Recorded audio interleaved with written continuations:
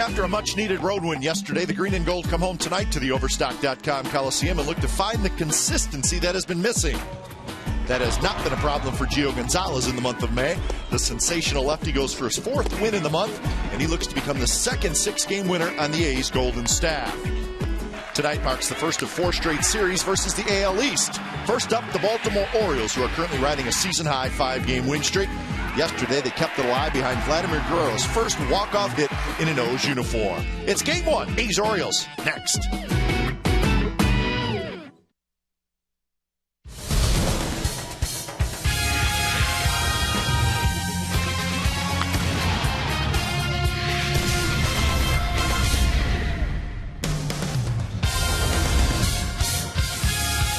We're at the Overstock.com Coliseum, and the A's are back home for a six-game homestand. Orioles and the Yankees in town. Vladimir Guerrero, still a very dangerous hitter, and Gio Gonzalez tonight takes the mound in front of the home fans. So it's the first of three, a weekend series. It's the Orioles and the Athletics coming up on Comcast Sportsnet, California.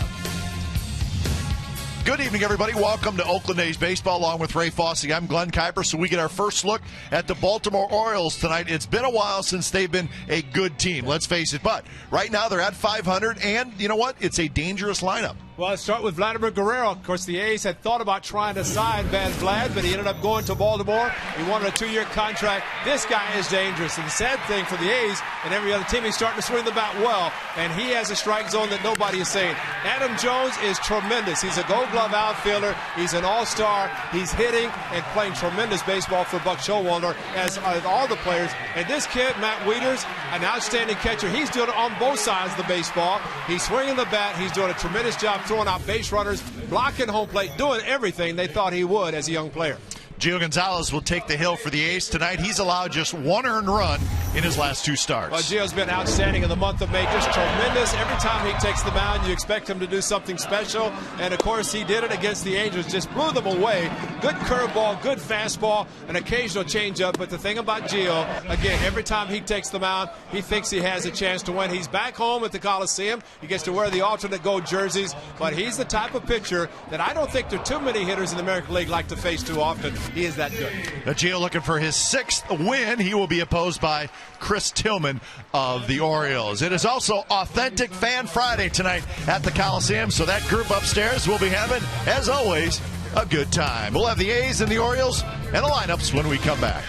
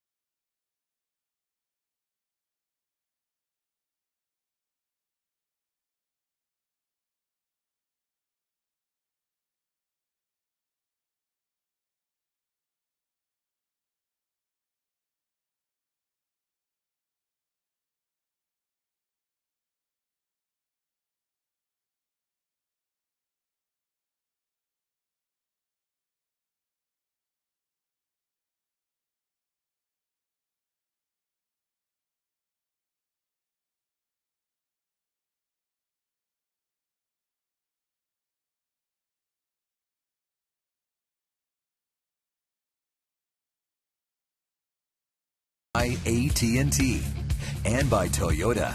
Check out the great deals at your local Toyota dealer today.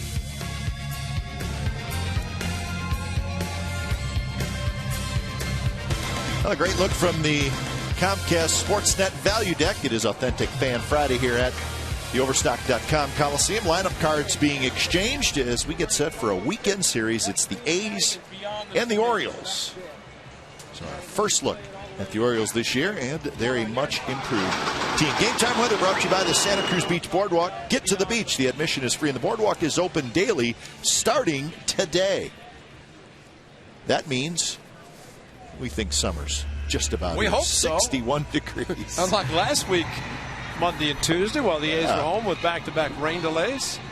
Gio Gonzalez waiting for the umpires to finish their meeting with Bob Garrett, or who's that, George Skinner? Dallas Braden back with a sling on his left arm after having surgery. And so even though he's not in uniform, Dallas Braden's here, so he thought he would have a little meeting with Gio Gonzalez. And we wish Dallas the best in his rehab and getting the surgery. I guess it's bad to have surgery, but good to have surgery, you know, if you need it taken care of. And he obviously was hurting, and that guy hurts a lot of people right there, Vladimir Guerrero. He is very good. And the thing about Vlad is Adam Jones also having a good season. But Vladimir Guerrero, I think when the Angels told him, or there was some word that maybe Vlad was losing a little bit, then he went to Texas and said, I'll show you. Yep. And he did. And now he's with the Orioles. And I guess in a good sense for the A's, the Western Division, they don't see him as many times they do the Rangers. A former Athletic, see Jake Fox, who's in the lineup tonight for the Baltimore Orioles. So the A's take the field. They got the alternate gold jerseys on tonight. We like those. Gio Gonzalez strolls to the mound. And Gio looking for win number 6 on the year as he gets set to take on the Baltimore Orioles. So the Orioles, a much improved team this year. And this is the lineup they will send out against Gio Gonzalez. Robert Andino is the second baseman. He's playing for Brian Roberts, who's on the disabled list. Adam Jones in center. Nick Markakis in right. Vladimir Guerrero's the DH. Matt Wieters will hit 5th and catch. Nolan Reinwald, 6 hits on the year, 3 of them home runs. He'll be in left field. Mark Reynolds at third. J.J. Hardy at short. And Jake Fox is the first baseman. And Gio Gonzalez 1-0 against the Orioles, but we talked about his great month of May. 4 starts, he's 3-0 and a 165 earned run average, 5 wins on the season. And Gio Gonzalez, of course, always likes to pitch here. He always likes to pitch wherever he is, but especially here at the Coliseum because he gets to wear that uniform. He always wears the alternate jersey. Last year was the black, last couple of years. And for Gio this year, it's the new gold alternate. Here's the defense for the A's tonight. Willingham in left, Sweeney in center, DeJesus in right, so Coco Crisp will get the night off. LaRoche, Pennington on the left side, Ellis Barton on the right side, and Kurt Suzuki is the catcher. So the A's and the Orioles sitting on a 5-game winning streak, so the A's are catching a hot team. They're 24-24, and let's not forget, the Orioles have had 13 consecutive losing seasons. Right. It has been a while, so they are probably pretty happy with the way they're playing in that tough AL East. Yeah, absolutely, and it's it definitely makes a difference, I think, in a lot of cases with the man running the show, Buck Showalter. And you know, I kind of compare it to Billy Martin, the late Billy Martin. He could take over a club that was in last place, and all of a sudden they're in first. Well, why is that? The same players, and yet it's a matter of the manager. I think Buck Showalter, when he took over last August, it was kind of the expectations. When you play for Buck, you have to play a certain way, and that's to try to do your best and win ball games. And you know, no manager likes to take credit, but I think in this case, the Orioles' turnaround has to be attributed to that man running the show right there. And I told him he looks a lot better in the uniform than he does in the suit on the network anyway. You know? That's right. He's a baseball guy. So you got a face for baseball on the field, not on the network. And he chuckled. But I think he's very happy to be on the field. First pitch of the ball game to Robert Andino is in for a strike. I think the umpires were also checking the stats of the Baltimore Orioles because they came trotting out, and they were very late coming out today for this game tonight. And as a result, maybe Matt Weiss and was just going to say, maybe Matt Weiss, who takes care of the umpires, had an extra spread in there or something. You know how Matty is. He takes care of his umpires. There's the group. Angel Campos is the home plate umpire. Also heard people say Angel Campos. What do you want to go with? Anything you want to. You're the boss. Let's keep it simple tonight, even though it's probably not right. Angel Campos. I like Angel. Mother probably thinks he's an angel, so why not? Robert Andino is the second baseman. Brian Roberts, their fine second baseman, is on the disabled list again, and he's sorely missed by this Orioles team. There they are. The value deck upstairs. I know some people in the booth right now. I'm surprised maybe BI's not up there doing stats or something, you know? No. Kate's going up there. Yeah. Not as cold tonight. 3-2 to Andino. Adam Jones will be next.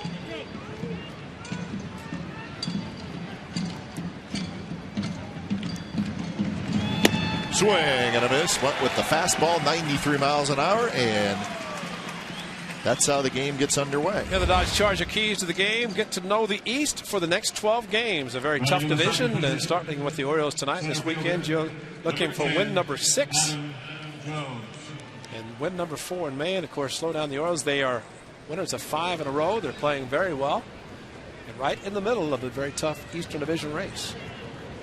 For the Royals, 24-24. They're 9-10 on the road.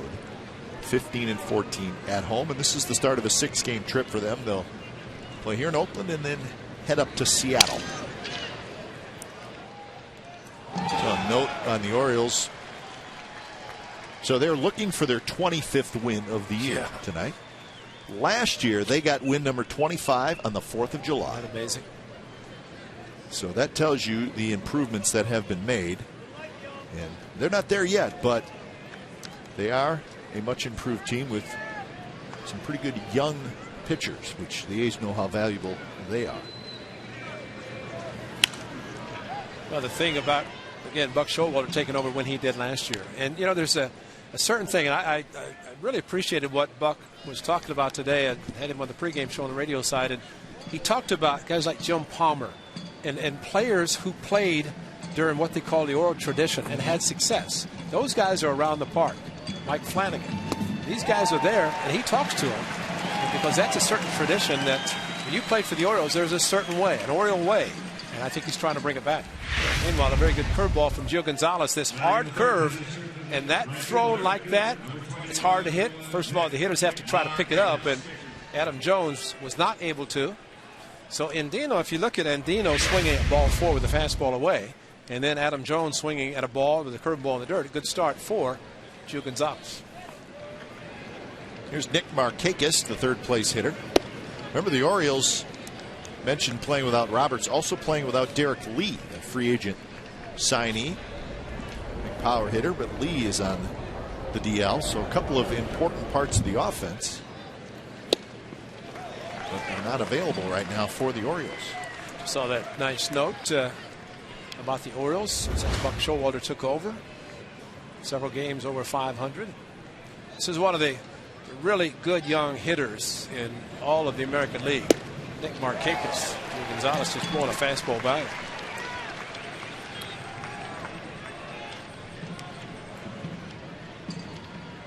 So 1-2 to Markakis.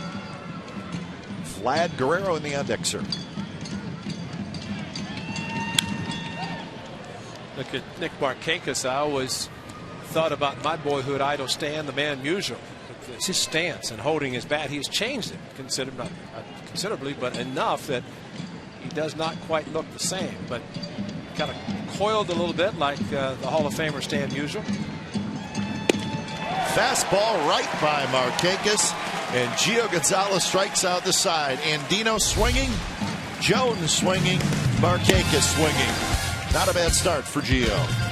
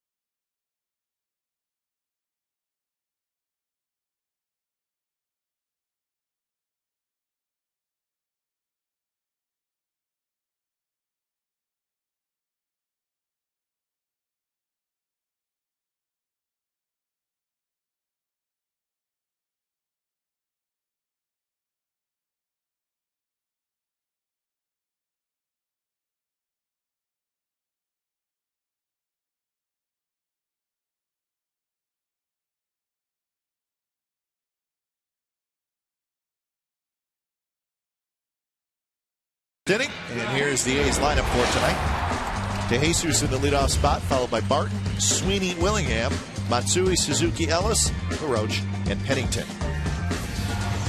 And the tall one, Chris Tillman, on the mound for the Orioles. First game of the series. 4-pitch pitcher, fastball that will top out the low 90s. Good sinking action on his fastball. He's got a good curve, slider, and changeup. So the A's facing Tillman, 2-3 record with a .495 earned run average. First game of this weekend series here at the Coliseum. First pitch strike. A little wrap, a little bit wrapping up on the back. Watching the center field camera, the way he kind of cocks the ball back as he throws. Takes it out of the glove. And Rick Sutcliffe. Yeah. Used to do that. Wasn't a bad pitcher. No, he was pretty good. Coco Crisp is going to get the night off unless he's needed a little bit later. DeJesus, a red-hot hitter right now, so why not put him at the top? 9 hits in his last 17 at-bats to get that average to .258. That's a good thing about David. He can lead off. He can hit the middle of the lineup at second. Play an outstanding defensive right field. Or Andino, the second baseman, and that's out number 1.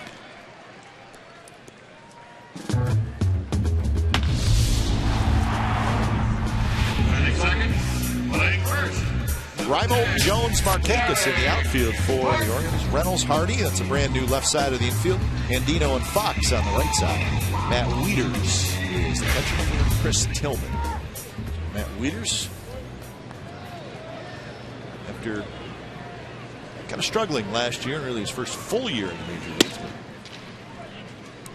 now just putting it all together and turning into the fine catcher the Orioles figured he would be. Still a young man.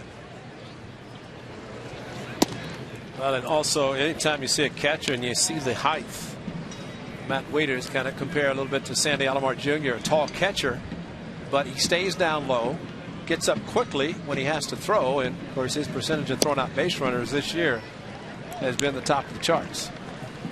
And then what he's doing offensively is also very good for his manager Buck Showalter. Durable enough to catch every day.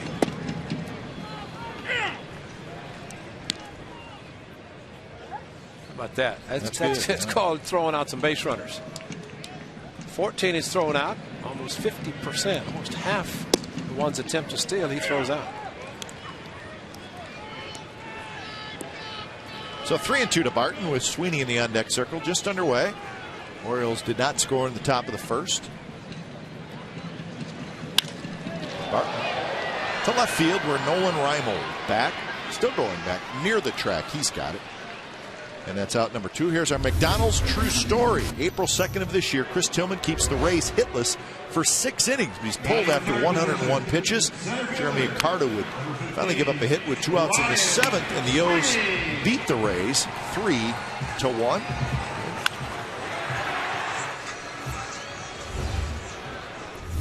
So that was the first start of the year for Chris Tillman. The problem is he got a no decision. The game was decided late.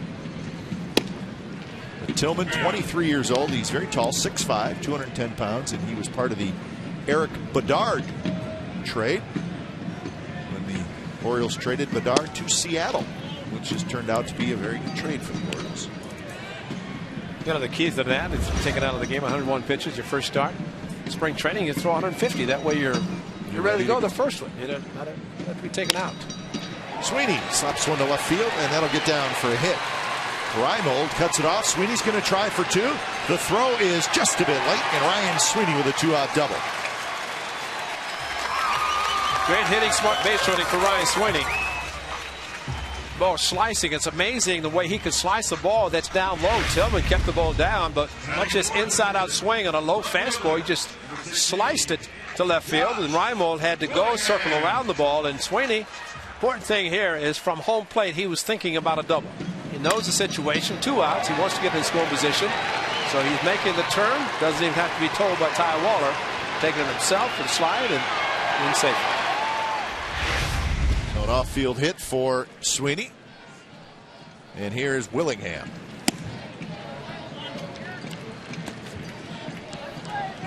surprised where Sweeney's double went. That's the way he hits. It was his 5th double of the year. He also has a triple.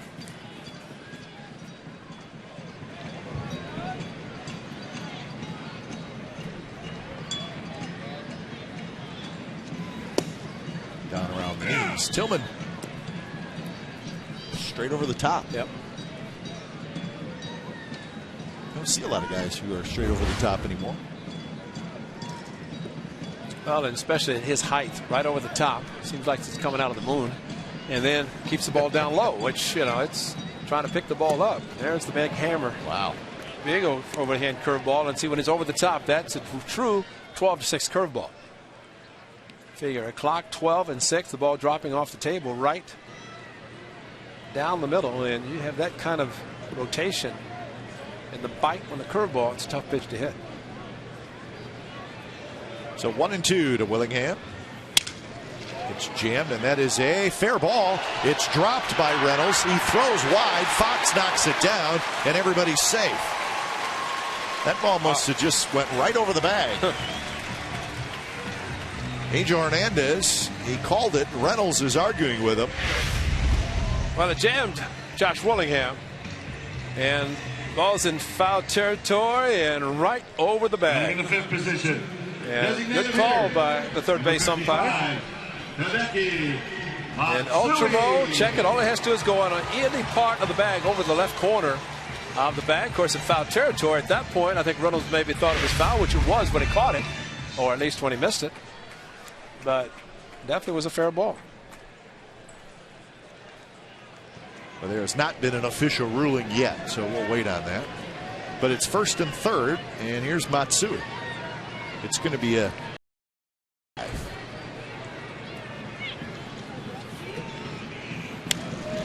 the A's can take advantage.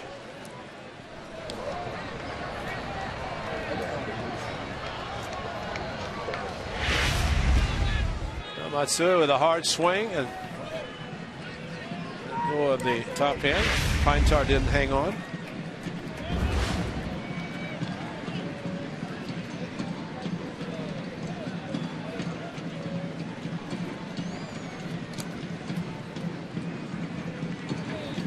Pitch is a fastball outside. Yeah, thinking back to the play when Reynolds bobbled the ball, you had Brian Sweeney standing right in front of him, coming to third base. Yeah. You know, but especially bobbling it, it's one thing to make the catch, but to bobble it, then you start looking for help, and that would be the runner coming to third base. And there's a base hit left field, and the A's will take the lead. So they take advantage of the air. Sweeney trots home to score, and it's 1-0. Well, we've seen Hideki Matsui do exactly what good hitters do. They take what is given to them. We saw it in Anaheim, and look at this hanging curveball. And watch this, eyes light up, big old hanger. And Hideki Matsui saw it all the way, went out, maybe even out of the strike zone, hit on top of the ball. And a very, very good job of going to the opposite field. So a couple of opposite field hits in this inning, an error, and the A's have a 1-0 lead. Look at his hits the opposite field, but they've been pitching him away. If he tries to pull those pitches, they're going to be easy outs. So the RBI number 19 for Matsui.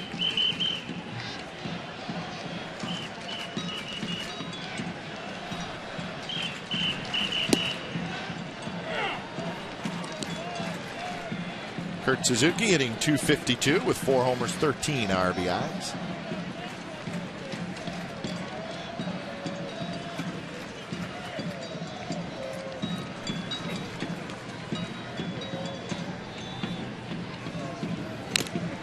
Kurt, a big rip and a fastball that was on the inside part of the plate, so it's 0-2.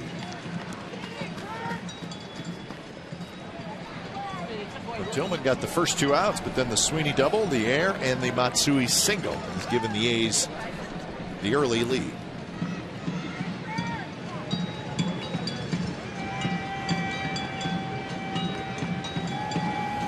The 2 pitch is line to right, but foul.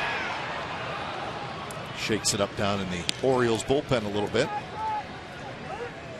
Well, every time I think about the Orioles bullpen, of course, of the late Elrod Hendricks, longtime catcher,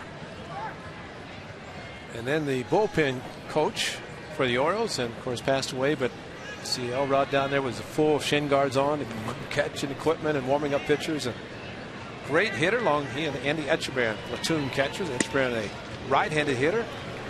Elrod Hendricks, a lefty. Used about a 40-ounce bat and just dropped the head. Just a great person. He was out there for a long time. Oh, forever. Forever. 1-2 pitch is popped up. Andino, the second baseman, drifting out, and he's got it. Side retired. A's get a run on a couple of hits. There was an Oriole error, so we're on to the second. 1-0 Athletics.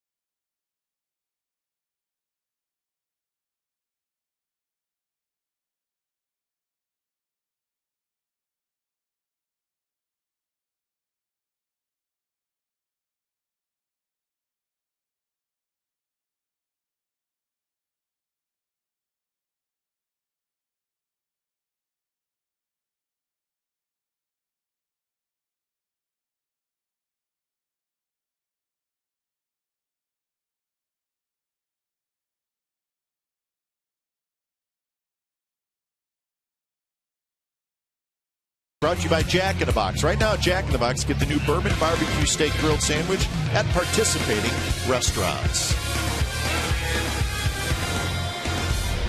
1-0, the A's lead in the second inning. Beautiful night at the ballpark. It's the view from the Comcast Sportsnet Value Deck on Authentic Fan Friday. And we'll allow a few Orioles fans in the building. Of course. Sure. Well, you know, when they sang the national anthem, when it came down to O, all the Orioles fans said, "Oh." Yeah, just like at Baltimore.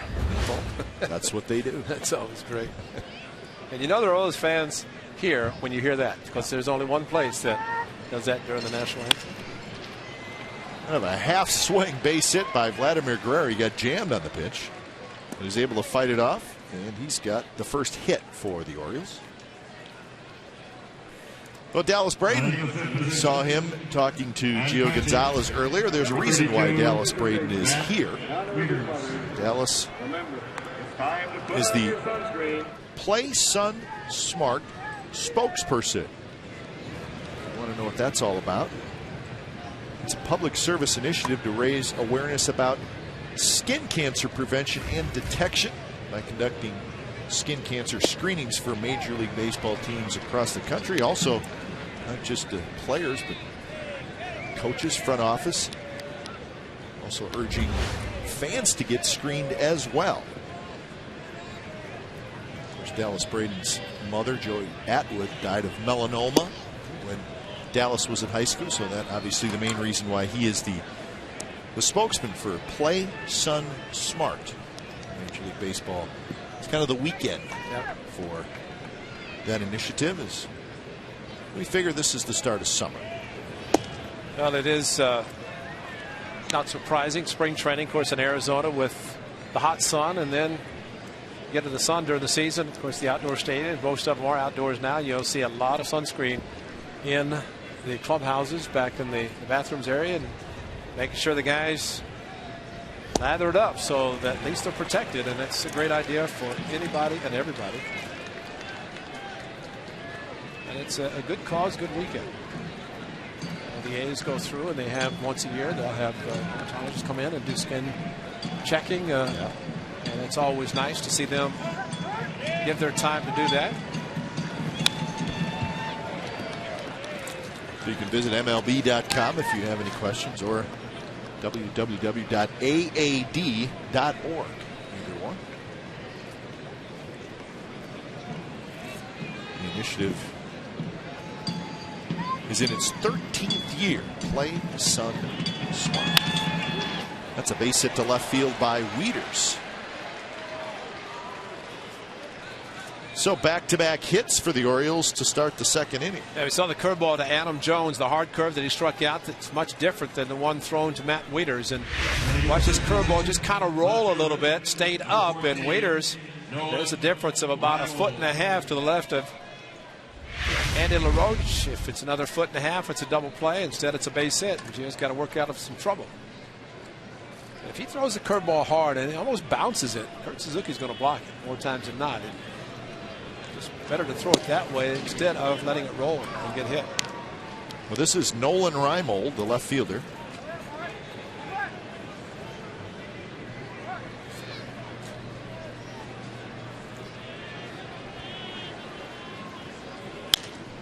One of the reasons why Gio Gonzalez is having such a terrific season, he doesn't allow a lot of base runners, but when he does, that's when he really toughens up. Runners in scoring position this year against Gio Gonzalez, 4 for 39. That's a 103 average.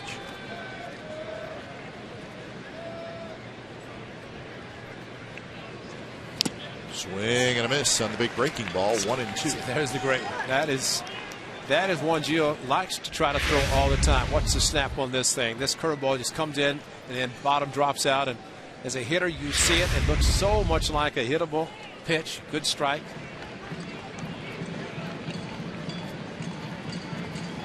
He throws it again. It's blocked by Kurt Suzuki. So the count even at 2-2. Reimold is 6 for 11 on the season. 3 of those 6 hits are home runs. He's only played in 4 games.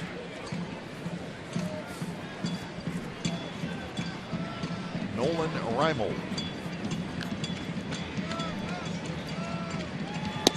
Curveball just a bit outside. We saw Reimold in 2009, and he was very good for the Orioles. Hit 15 home runs in 104 games, but then last year, just could not put it all together. Hit just 207. Back in the big leagues. 2011, 3-2,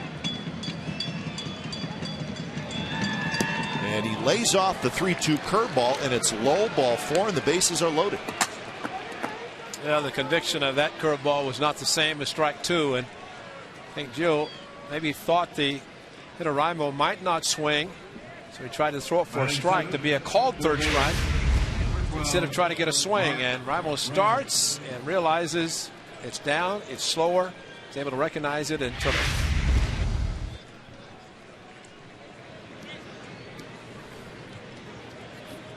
With 2 outs and runners in scoring position, they do not have a hit. That's not the case here. Bases loaded, nobody out. Mark Reynolds.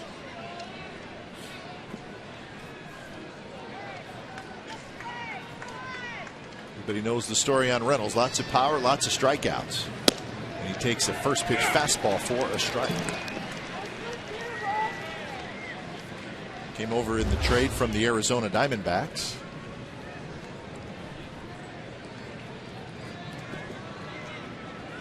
Six home runs, 52 strikeouts for Reynolds. Just can't make a mistake.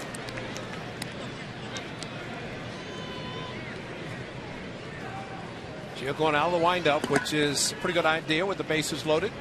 Vladimir Guerrero not a threat to attempt to steal home, so he can go out of the windup, which is a little bit more comfortable for a pitcher. Just a bit inside with a fastball, 94 miles an hour.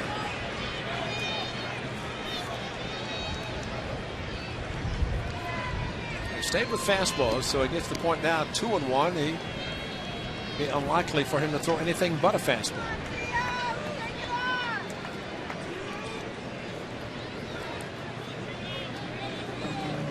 Curve and a good one. Now that had to be thrown for a strike because he was not going to swing. As fooled, but a perfectly thrown curveball. So now he can go either way. If he's going to throw it 2-1 and throw a perfect strike, then he can challenge with a fastball or come right back with another curve. Maybe throw it harder and get the swing and miss. And he lays off in the dirt, so now it's a full count.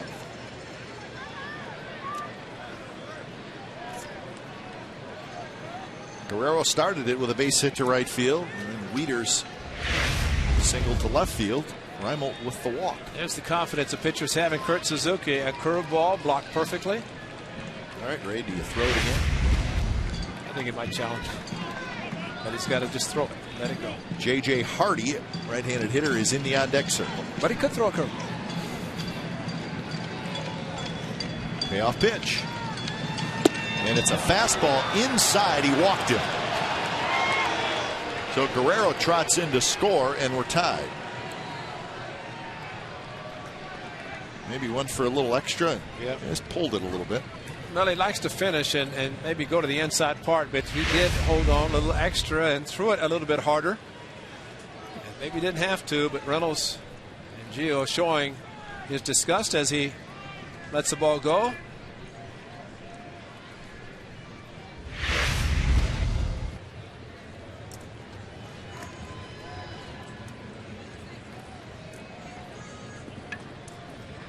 Damage control right now. Yep. Bases loaded, nobody out. Gets a run on a walk, and now it continues. Bottom two of the batting order.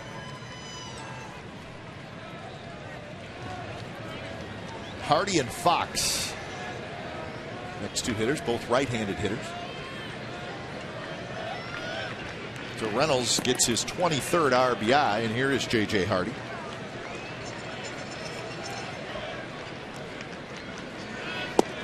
Ball drops a little bit low. Well, they started with a check swing. Vladimir Guerrero struck out the side in the first inning. The second pitch to Guerrero, half swing, check swing, base hit to right field, and base hit, walk. And that one's inside. 2-0. Wieters at third, Reimold at second, Reynolds at first. Look at the infield. He's kind of clawing at the dirt. You know, this is uncharacteristic of an ace pitcher. One's rolled foul, so Hardy said, you know what, I think I'm going to get a fastball, and he did, and he rolled it foul. A couple of home runs, 12 RBIs. Hardy spent some time on the disabled list this year.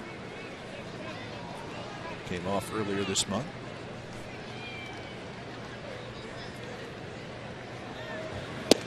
And got a strike, 2-2. I think Kurt Suzuki decided to throw it right down the middle. And this pitch right down the middle. Good fastball. For some reason, Hardy decided to hold up his swing. And he swings and misses, and Gio gets the big strikeout. So there's one out.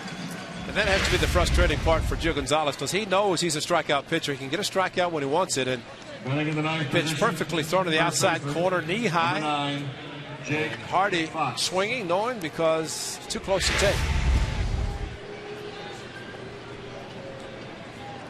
So here's Jake Fox.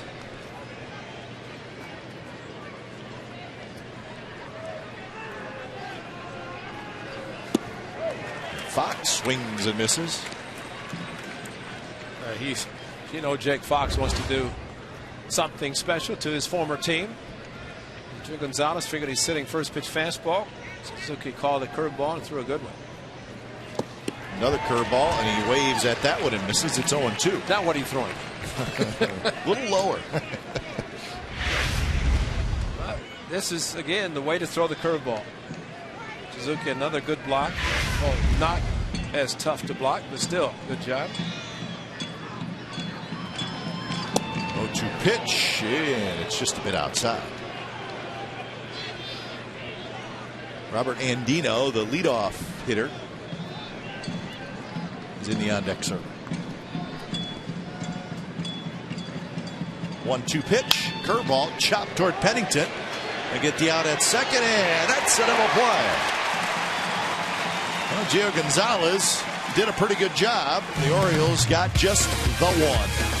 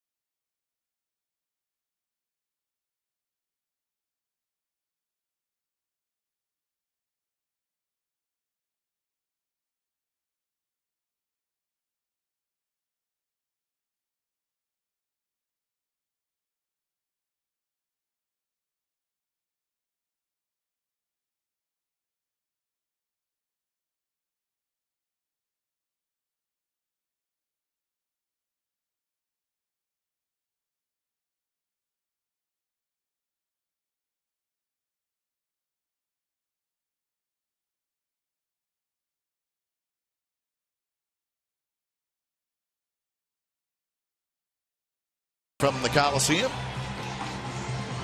he's back home after the road trip to San Francisco and Anaheim. That's the kind of road trips we like. Now, the next road trip, that's a little bit of a different story. Boston, Baltimore, Chicago. 10 games, 10 days. Start out on the East Coast.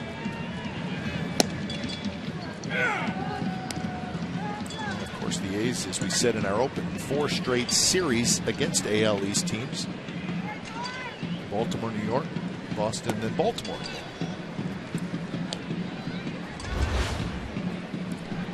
You think about the 3 teams that be playing on that road trip. Red Sox playing extremely well. Well, won a game today. And these Orioles are hot. They always like to play in their home park at Oriole Park in Camden Yards, which is still just an outstanding baseball park. Weather should be good during that time of the year. Mark Ellis rips one to right center field. That's a base hit. Markakis gets over there. Time now for the Ford right choice in the top half of the inning. Gio Gonzalez, damage control. What a great job he did. J.J. Hardy with a 2-strike fastball that he got him swinging, and then a nice curveball to Jake Fox, former Athletic, a tailor-made 6-4-3 double play. You hit it to the shortstop, to Pennington or to Mark Ellis, and you're looking for 2. You can take it to the bank. Here's Andy LaRoche. 233 with 5 RBIs. Fastball just a bit low to LaRoche.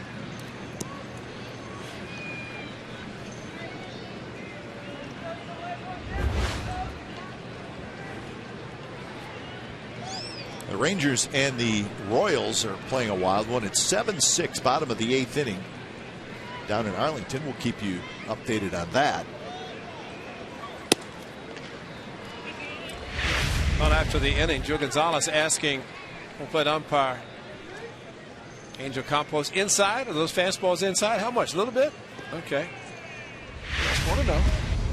We don't have Tommy Cam tonight, so we just have to go by what Angel says. Got 2 Angels here tonight. Right field, hooking away from Markakis, and it is foul. Chad Fairchild called it foul.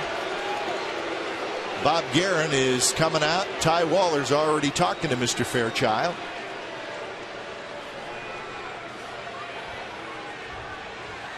And Ty Waller had a great view. Bob Guerin had a similar angle. And we will show you probably in a replay if any chalk flew up. Wow. That angle looks like. Oh, there was some dirt that flew up, but I guess initially when it went down, it looked like it was going to the white, but get a closer look.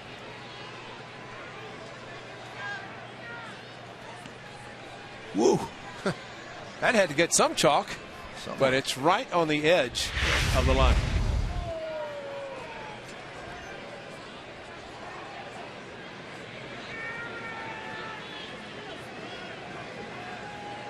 Well, if you're a lip reader. I saw a foul. I saw a foul is what he said. I saw a foul. You know.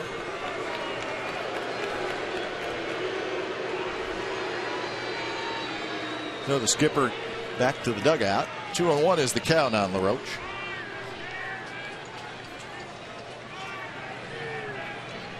Notice how Mr. Fairchild started to walk towards Bob Guerin as he was running out. You know, trying to speed up the game a little bit. Instead of waiting for the manager to get there, you might as well go get him. At least meet him halfway.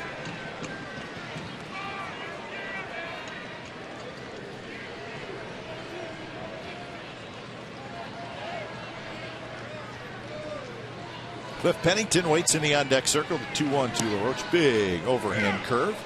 And drops right in there for a strike. 2-2.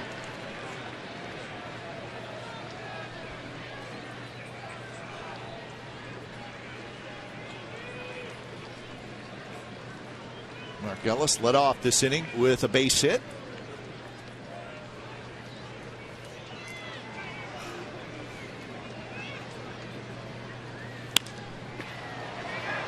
Fisted, and it's going to be Hardy, the shortstop, who's out onto the grass, makes the catch.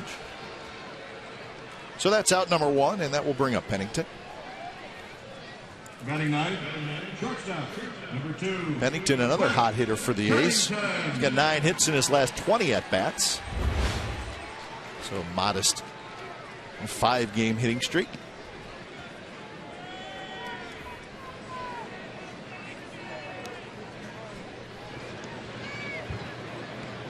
Nice to get a little production in the bottom of the lineup. Boy, that makes a big difference.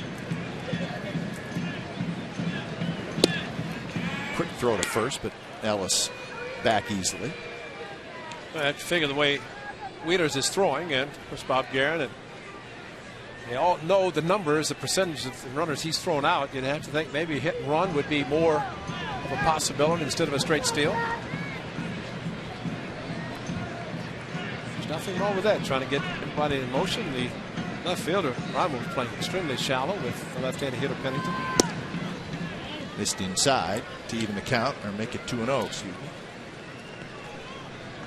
Should be 1-1. I think the first pitch is called a strike. Okay. This count is 1-1. At least scoreboard, and even though Wieters jumped up and threw to first base on an attempted pickoff, I think it was still called a strike by home-plate umpire, which I think he just got confirmation from him.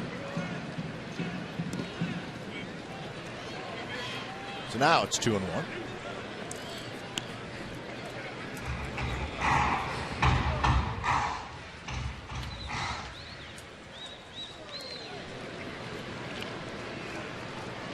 Maybe to Jesus in the on-deck circle.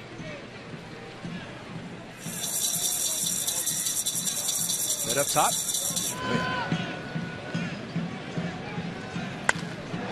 That one's drilled, and that one's foul. And that's the way you approach hitting right there, because look, fastball, got fastball, even though out of the strike zone. Cliff Pennington went after it, and just a little bit too quick. He's been hitting some balls to the left side, left field, hitting from the left side. And it's great to see the aggressiveness getting out in front of this one.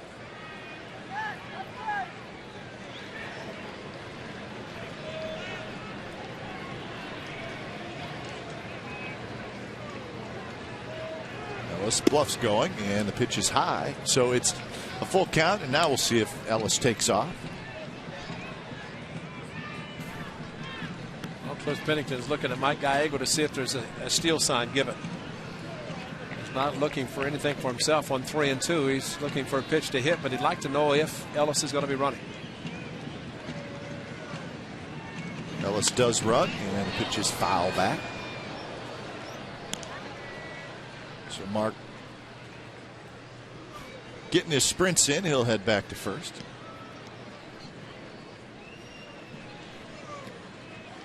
.40 pitches for Tillman already in the game. That's 25 in the first inning.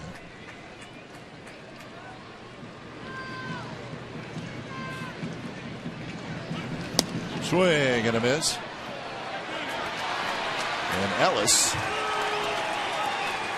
makes it. And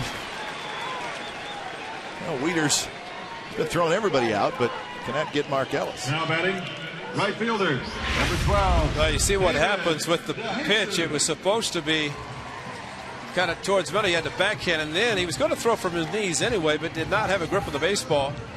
And then kind of adjusted as he started to throw from his knees.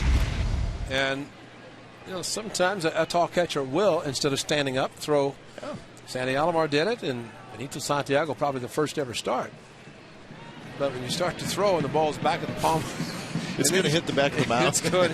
It's make an adjustment, and yeah, that's a good way to throw it. Throw it low. Yeah, that's true. We've got 3 or 4 guys to try to knock it down, as opposed to launching it into center field.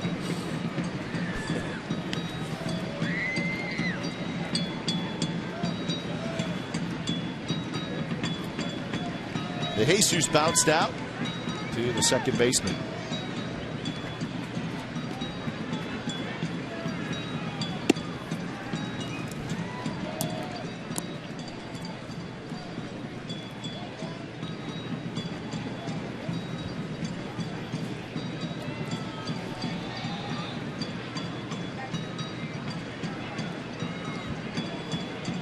Ellis in scoring position, and the pitch to De Jesus is in for a strike. Well, one thing about Matt Wieters, you talked about his throwing and blocking balls in the dirt and his hitting. Also, Buck Showalter talking about the confidence that pitchers have in him, that whenever he throws or whatever he calls, they throw, and they feel very good about exactly what he's calling. Just missed inside. So it's 3-1 to De Jesus.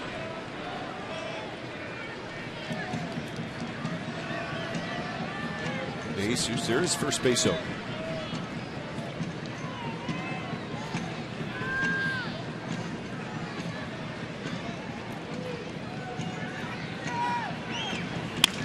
And there's a line drive off the glove of Reynolds into left field. Ellis is going to come in to score, and the A's grab the lead right back. So another 2-out RBI hit for the A's. Matsui had one in the first inning. De Jesus here in the second. But again, aggressively hitting for De Jesus and going opposite field. And Mark Reynolds, a very good job trying to go up and catch the ball that was hit extremely hard by De Jesus. He waited, maybe thinking, as you said, first base is open, might get something off speed, and hitting the fastball as hard as he did off the glove of Reynolds. And Mark Ellis running with 2 outs, able to score easily. Number 19 for De Jesus, and that's a big one with 2 outs. Parton with a good swing, fouled it back.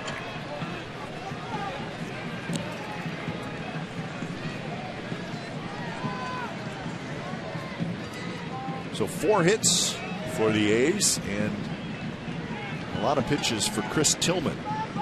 47 now in the game. He is not out of the second inning.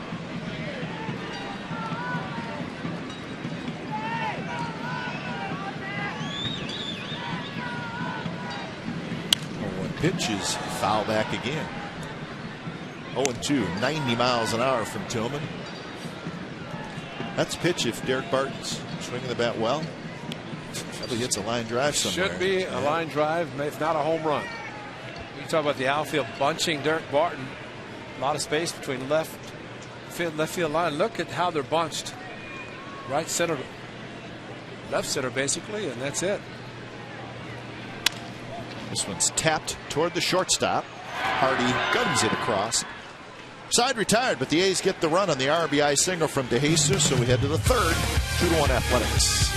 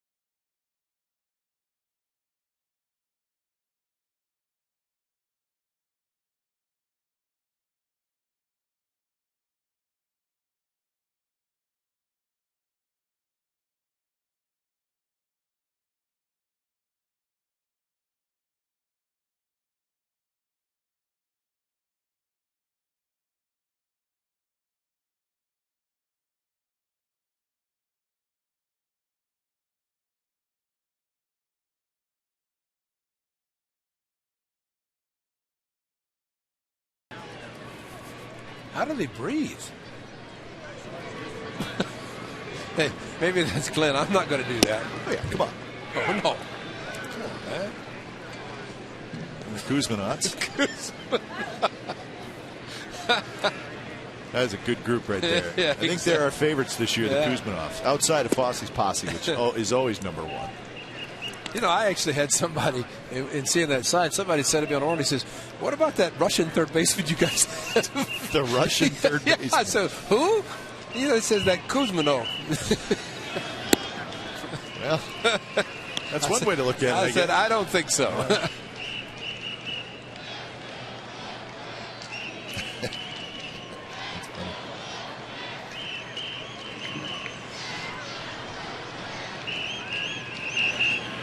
Swing and a miss by Andino.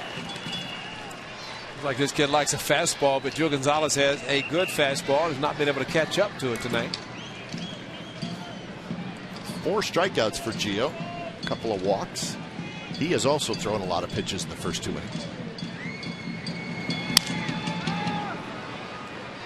Well, down in Arlington, Neftali Feliz came in the game for the save. It was 7-6 Rangers.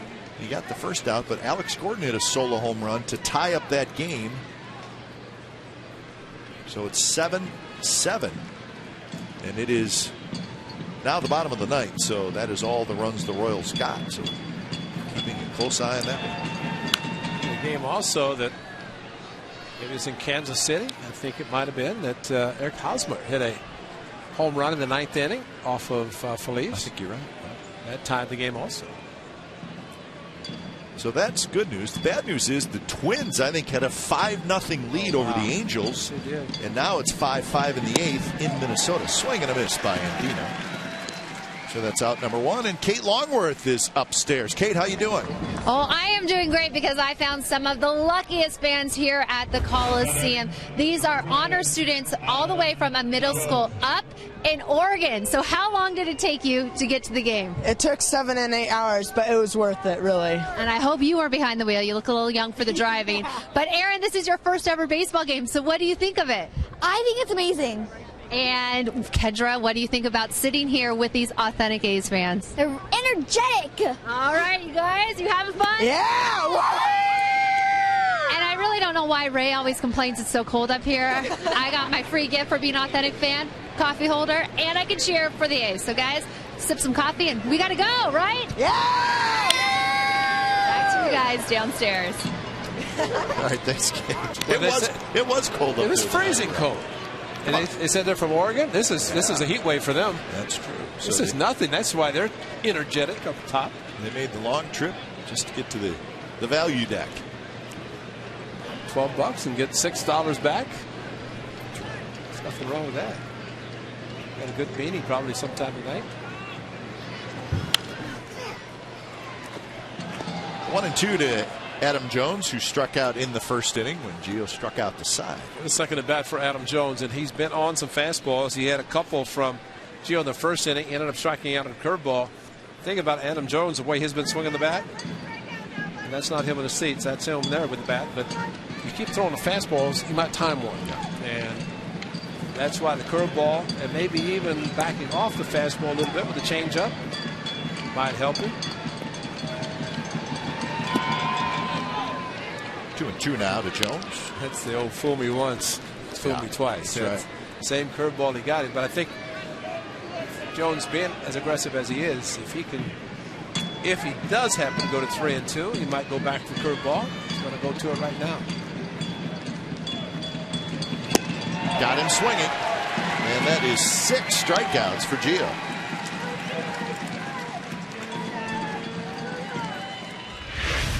Well, an outstanding curveball and back-to-back, and after Jones took one, probably feeling pretty good about himself, but Gio dropped another one in out of the strike zone, and again, very hard, very difficult for a hitter, especially a righty, to pick it up.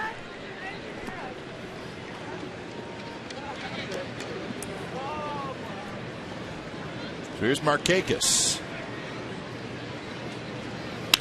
And Markakis got a breaking ball, and he lines it to center for a hit.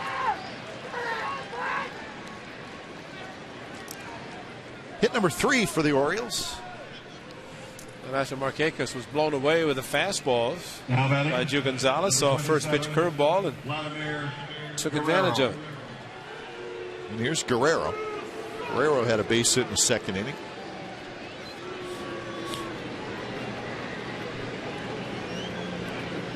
Career home runs for Vladimir Guerrero, now 441.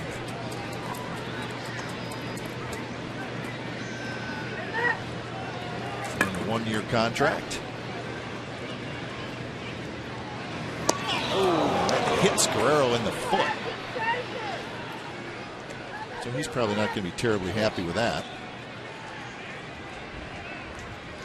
Or in the shin, yeah, maybe. They got him on the wrong shot where the shin guard was. Shin guard's on the inside. The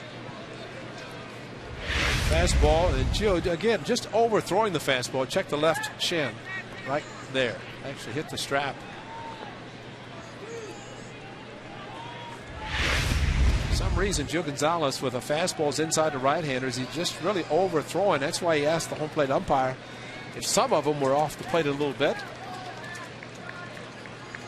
But he was just trying not to guide the ball, and as a result, hanging on a little bit longer. And now after 2 quick outs, 2 strikeouts, a single and a hit batter. And Wieters is going to hit Guerrero, making sure he's okay. Goes for a little trot down the first base line, and he's going to remain in the game. So Markakis at second, Guerrero at first with 2 outs for Wieters, who had a base hit in the second inning. Runners in scoring position, a .543 average for Matt Wieters. Wow.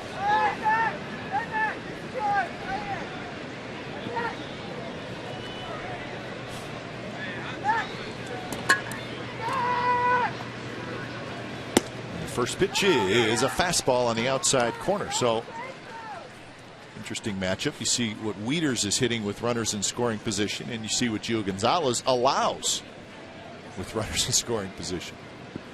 Well, Wieters started the season, seemed like every time he got to the plate with a runner in scoring position, he drove him in.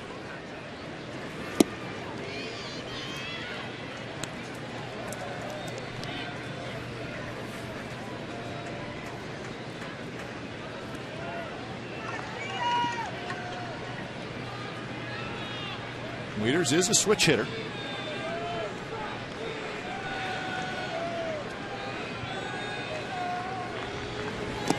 And that one in the dirt as well. Well, it seems like for Gio tonight, his curveball is his better pitch as far as control.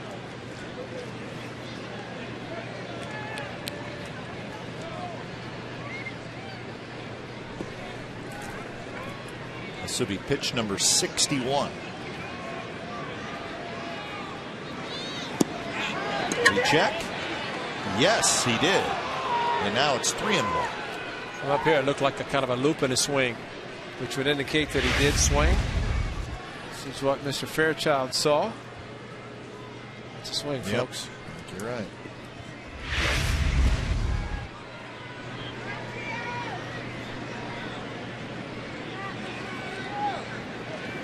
Three-one pitch. Good swing there by Wieters. He fouled it straight back. So now 3-2. 2 outs. That'll get the runners moving, which is an advantage. I don't know if Mr. Wieters knows Uncle Charlie, but he may see him right now. He's going to meet him right here. Had a curveball his last at bat, a pitch that was thrown relatively slow. That was a 2-2 curveball that got a base hit. Fastball. Well, it's good to see him throw a good fastball. That's the main thing.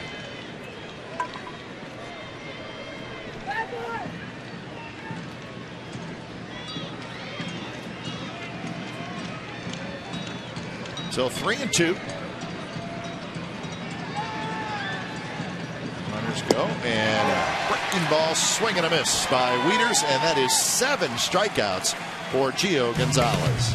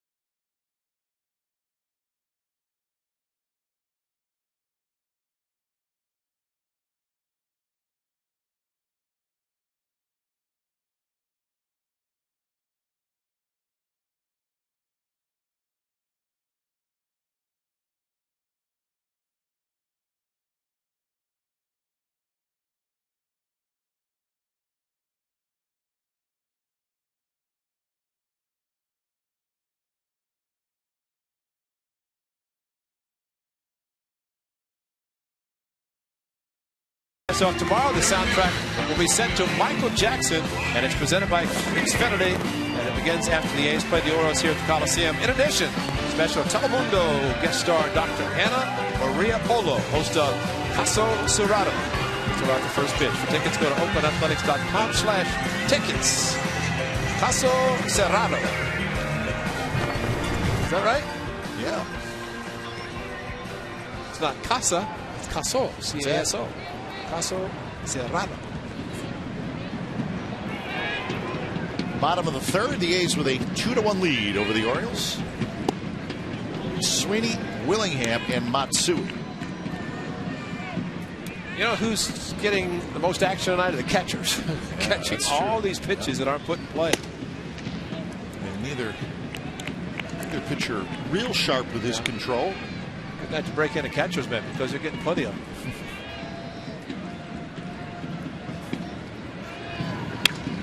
Sweeney, a shot, nice play by Reynolds, throws in time.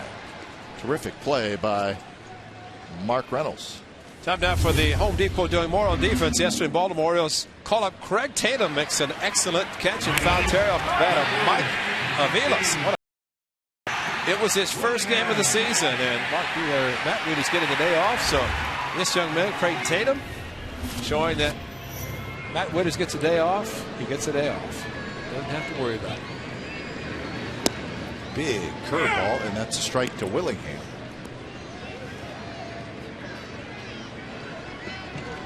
The Royals and the Rangers are going to the 10th inning, tied at 7. The Yankees are underway. They're in Seattle, so it's the Yankees 1 and the Mariners nothing. That game in the 3rd inning. That's A.J. Burnett against Michael Pineda. Michael Pineda trying to become a 7-game winner. There's only one other 7-game winner in baseball. That's John Lester. I don't think anybody else got to 7 tonight. Pineda could. And the Angels have taken a 6-5 lead in the 9th inning in Minnesota. Right, they were down. I looked up, it's 4-0. Yeah, I think and then it went to 5. Yeah. Twins had to be feeling good about themselves. And the Angels, as we saw yesterday, they came within about an eyelash of maybe the location of the ball off of Russell Brannion's bat being a home run time the game, and who knows what could happen after that. Good take there by Willingham.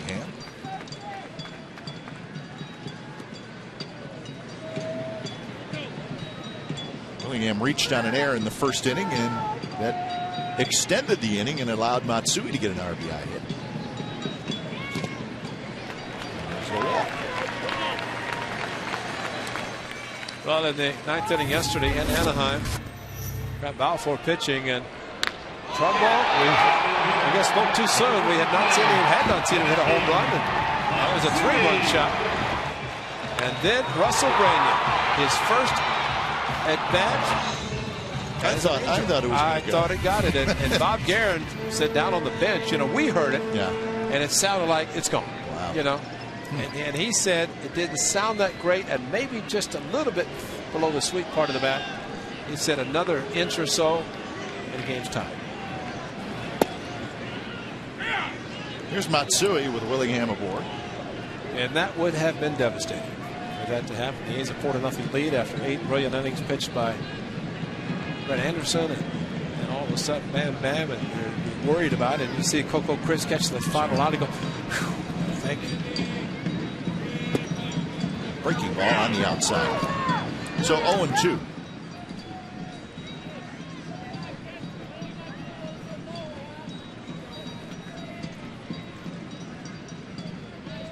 Lots of games against the Orioles. This time with the Yankees.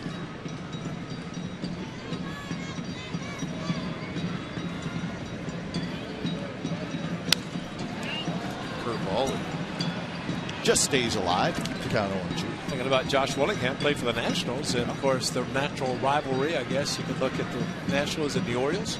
They had a fight over their TV contracts when the Nationals went into Washington. Borges a triple, and his tourist with a base hit, giving the Angels a lead of 6-5. And Borges probably hit a ground ball to second base and got a triple. It's fast.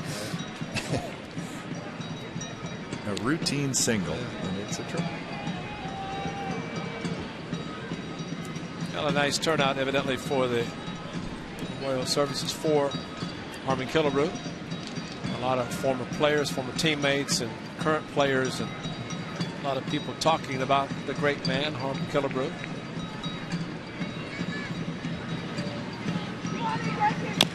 Another triple at 5.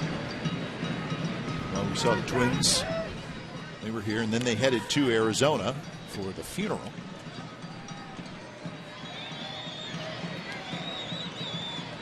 Kurt Suzuki in the on-deck circle. Battle going here.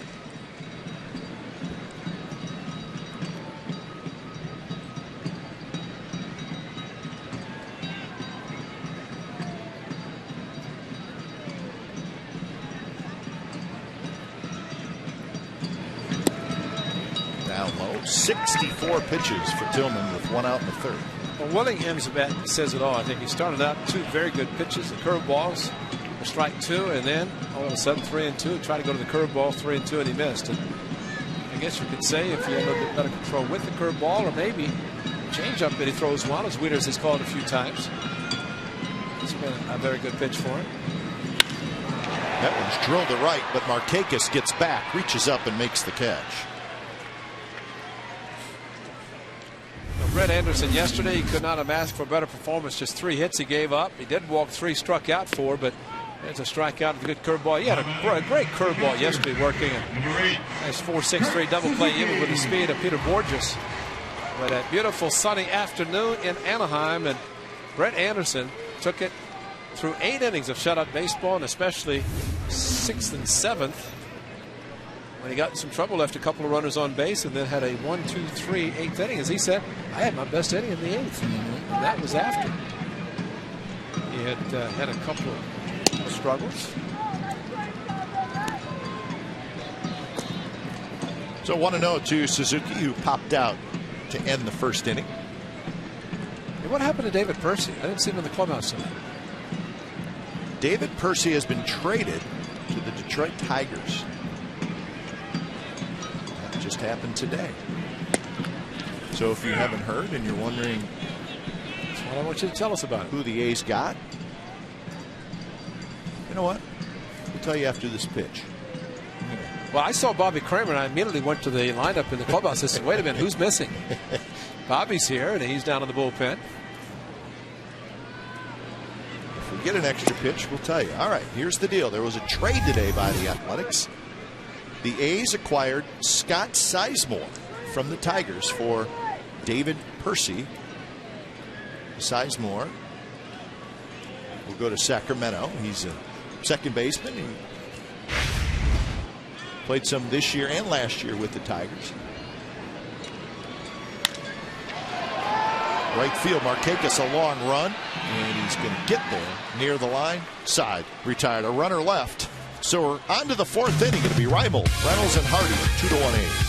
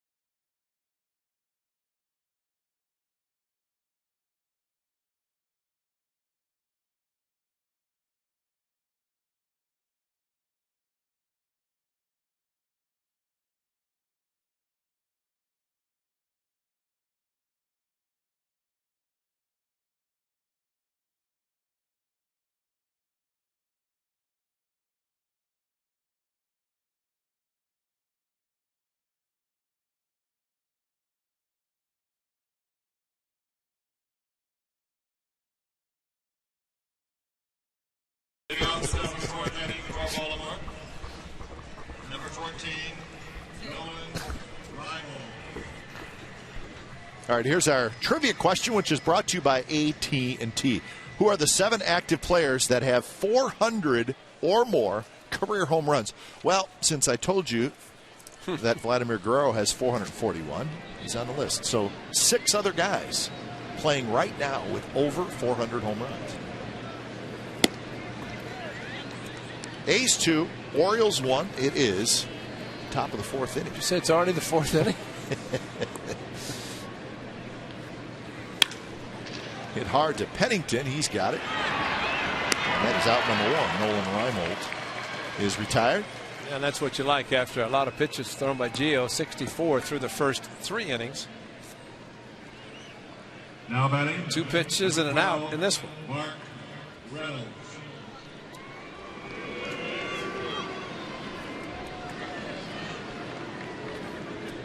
So Mark Reynolds will step in. He walked with the bases loaded.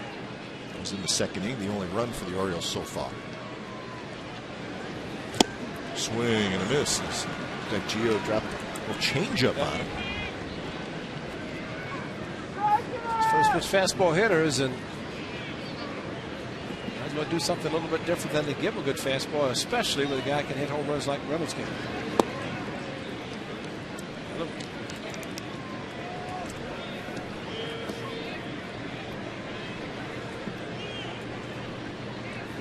Bottom of the 10th now in Arlington, still 7-7. The Rangers and the Royals.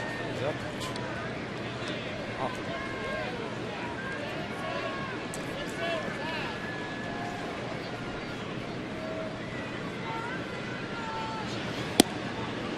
Close pitch, missed again, 3-1.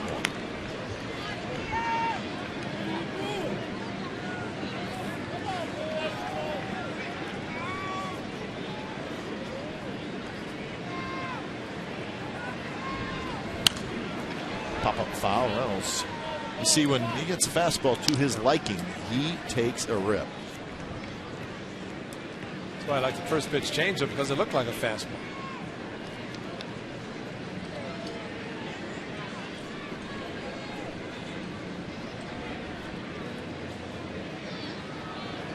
Payout pitch to Reynolds. Fouls it straight back.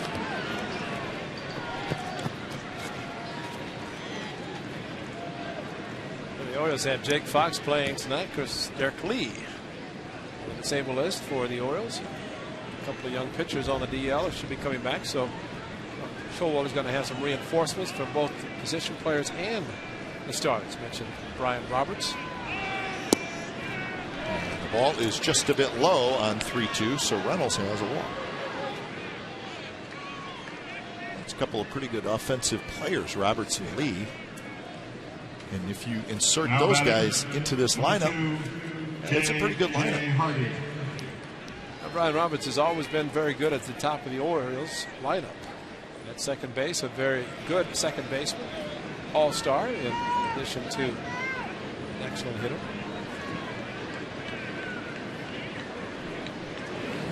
First pitch is outside. They're also missing a very fine young left-handed starting pitcher named Brian Mattis, who will be coming back soon. I think he's going to make one more minor league start. And we saw him last year. He's going to be a good one. Part of their young starters that they like a lot.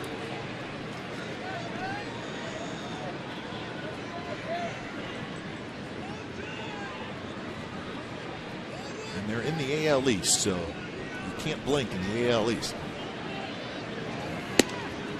3-0 now to J.J. Hardy. Red Sox won, the Rays won, and the Blue Jays won tonight. So the Orioles and the Yankees will try to keep pace with the other teams in their division. 3-0 pitch is right there, first strike.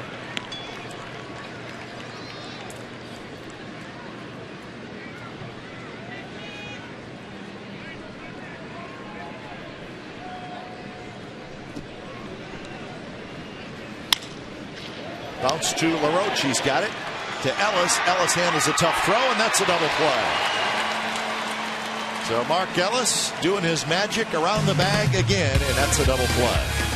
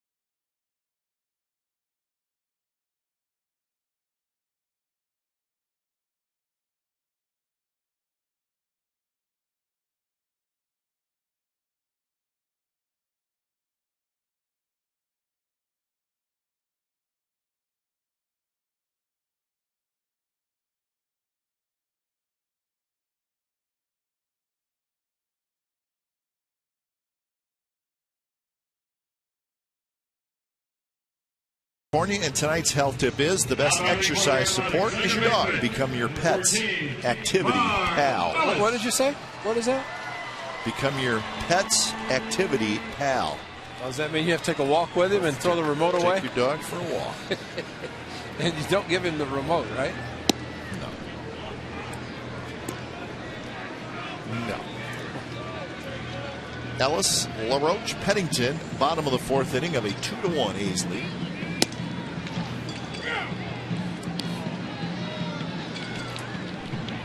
A's have 4 hits in the game. It's Chris Tillman.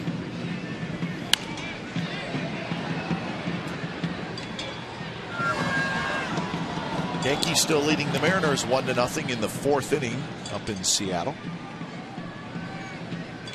Angels still leading 6-5 as that game in the bottom of the ninth. 2 outs in the bottom of the ninth. The Angels trying to finish off the Twins at Target Field, and that hits Ellis. So a 1-2 pitch catches Ellis. All right, here's our AT&T trivia answer. We're the 7 active players that have 400 or more career home runs. There they are. Rodriguez, of course, Tomey, and the rest in the 400s. Andrew Jones. He had a couple yesterday. Albert Pujols is going to keep hitting them.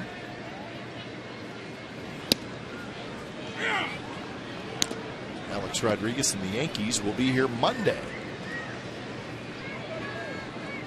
The only visit to the Coliseum for the Yankees this year, so come on out.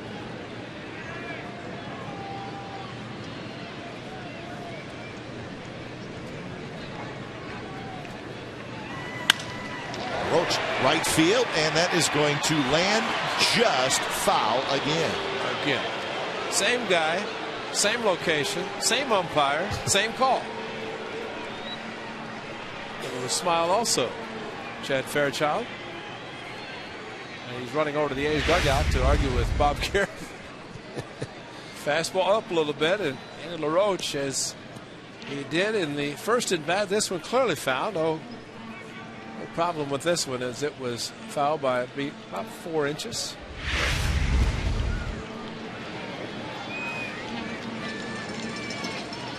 Oh, 2. The big curveball drops outside.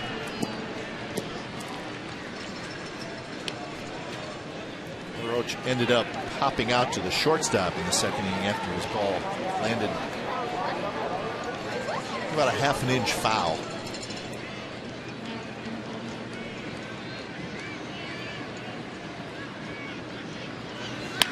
Curveball bounced to short. Hardy to Andino, and that was a tailor-made double play. Well, talk about a nice double play. You talked about Mark Ellis. We'll just watch his adjustment at second base. This throw from Andy LaRoche a little low, but Mark Ellis just catch it right there, backpedaling at the same time, adjusting to be able to get the ball in his hand with a good grip, and threw it hard enough to get the runner by plenty without really missing a step. And that ball sinking quickly, and sometimes you see a second baseman come across the bag. But Mark Ellis just took the low throw, backed off a little bit, and made a quick throw to first. But Pennington drops one into left field for a 2-out single. Hit number 5 for the A's.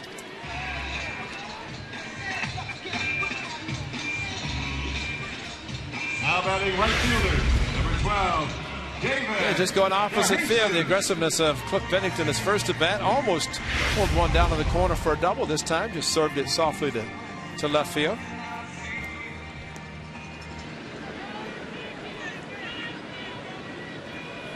So top of the order, David DeJesus, who had an RBI single in the second inning. He lined one off third baseman Mark Reynolds' glove, and it scored Mark Ellis. His first pitch is a strike.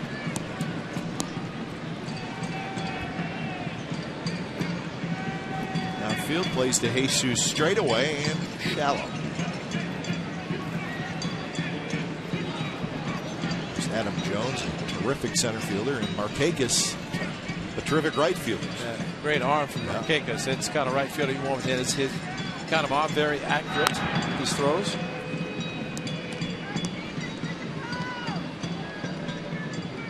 I guess this must be the defensive alignment for a lot of hitters, because you saw it with Derek Barton, the same now with David DeJesus for the outfield. Look at the space here to the lines and all this kind of bunching from left center to right center. And so pretty shallow. Line, and very shallow. Get on the lines. No doubles here.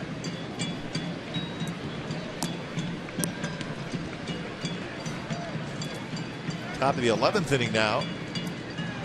Arlington still 7-7. Royals and the Rangers. Angels game is now a final. They come all the way back and beat the Twins 6-5. So the A's were hoping for some help from the Twins. They did not get it tonight. In the dirt, almost hit DeJesus. So the Angels, with their win back up over the 500 mark, they're now 27-26.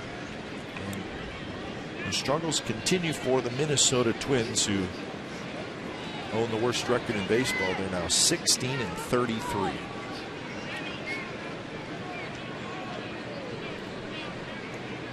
Mike Selleck is back. He just announced the attendance, so Mike has to have a little chocolate treat welcoming his baby girl into the world. So congratulations to the Mike Selleck family. It's good to have Mike back. That's the updated West with that Angels win. So the Angels pulling for the Royals as well. A tight group. Well, that's where you love to see it all season long. Keep it tight. The team that's playing the best right now is the Seattle Mariners. They have won 8 out of their last 10. We talked about it yesterday, Ray. If they could win tonight, they would get to the 500 mark, and that would be a big accomplishment for the Mariners toward the end of May.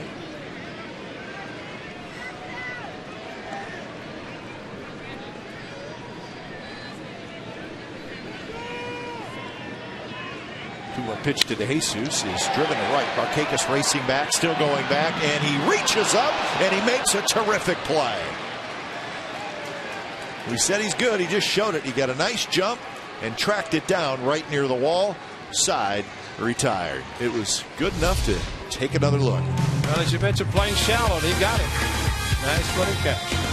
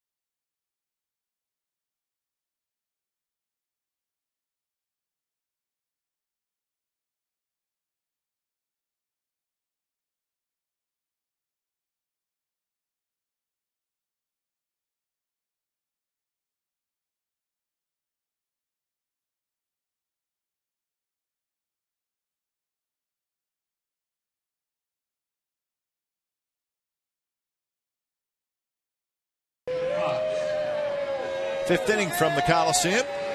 Great fans up in the Comcast Sportsnet Value Deck on Authentic Fan Friday. Enjoying themselves. The A's with a 2-1 lead, top of the fifth inning. Jake Fox, Robert Andino, and Adam Jones. 9, 1, and 2 for the O's. Lots of pitches for both starters. Gio now at 80. 82 for Tillman through 4 innings, so it's corrected. 3-0 count to Jake Fox, who loves to swing the bat. Big double play in his first at bat. So it will be a battle of the bullpens soon.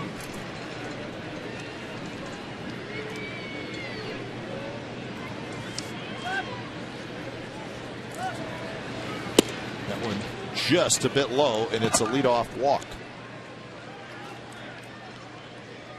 So walk number 4 for Gio Gonzalez. Here's our Farmers Insurance report card. The breakdown of Gio Gonzalez in April, where he was good. In May, he's been terrific. Look at the ERA in May. He has not lost a game since April 25th. 3 wins and a no decision in the month of May. The no decision, he easily could have got the win. That was the Sunday game in San Francisco. Well, you also have to put an asterisk in there saying they got it rains in Texas. That's true. Yeah, you're right. He had the game in Texas that he'd given up 7 earnings early. Hardly lasted at all. Unfortunately, it was washed out.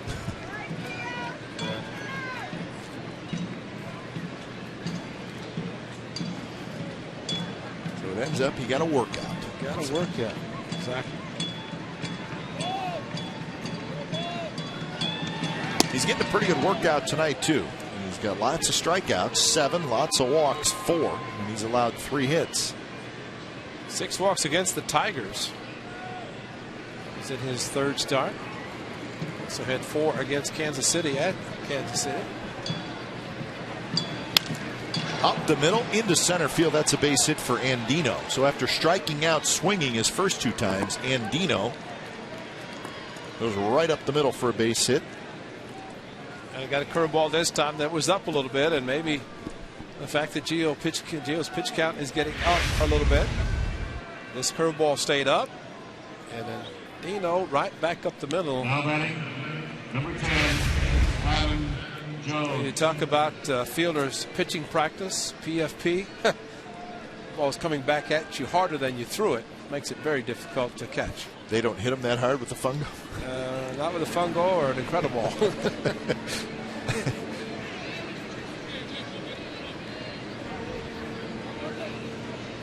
So here's the dangerous Adam Jones. He has also struck out twice, both swinging.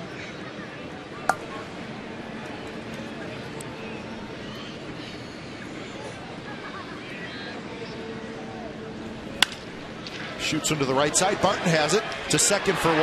Gio covers first, and he can't get there. The ball goes into the dugout, and the run's going to score. Jones will go to second, and Gio's limping. And he's limping pretty good. Well, that's such a tough play.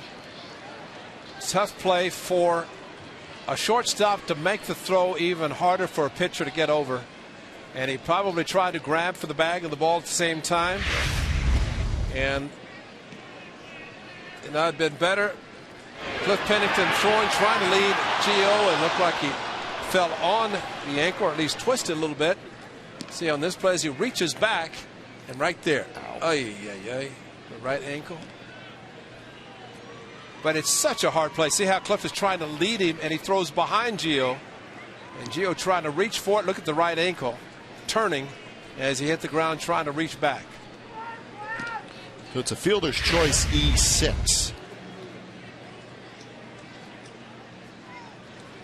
You know the problem with that, it looked like it could be a double play easily, and it's hard for a shortstop not to throw the ball. Yeah. Because he's saying, well, he's not even to the bag yet, but to lead, look at this, to lead the pitcher, and look where he throws behind him. That's just trying to try to throw to the bag, knowing that the guy is supposed to be there, but will he be? And unfortunately, and we hope Gio's okay, but that's the problem with having a runner at second base on an overthrow. So the game is tied. Brad Ziegler starts to throw, and Jones ends up at second base. And here's Nick Markakis. Struck out in the first, singled in the third. Fastball way high. So keep an eye on Gio Gonzalez now. Especially could be a little frustrated. Yeah.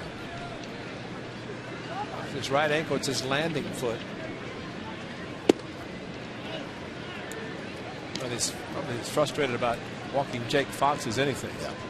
So the first 3 out of the strike zone, and then got a strike, and then walked in with 5 pitches. And then the curveball to Andino that he hung.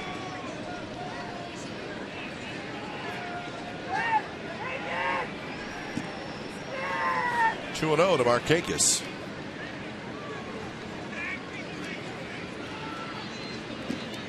That error by the A's is their 39th of the year. The only team that has made more. In fact, the Texas Rangers, the exact same amount.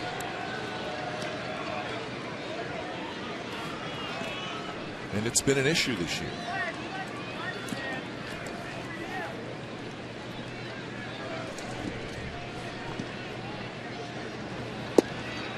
Pitch is in for a strike.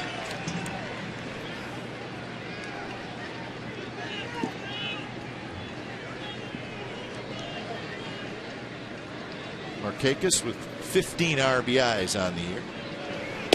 That one's off the plate, and there's the walk, and that is walk number 5 by Gio.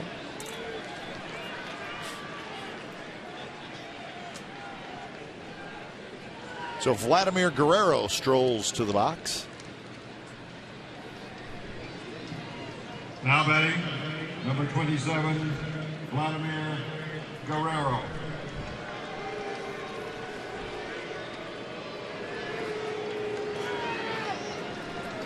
.93 pitches for Gio. He's going to face Guerrero, who has singled and scored and been hit by a pitch. Toward Pennington, dives, gets up, gets to Ellis for 1, and that's a double play. Terrific play by Cliff Pennington. 1 run for the Orioles, so we're tied 2-2 going to the bottom of the 5th.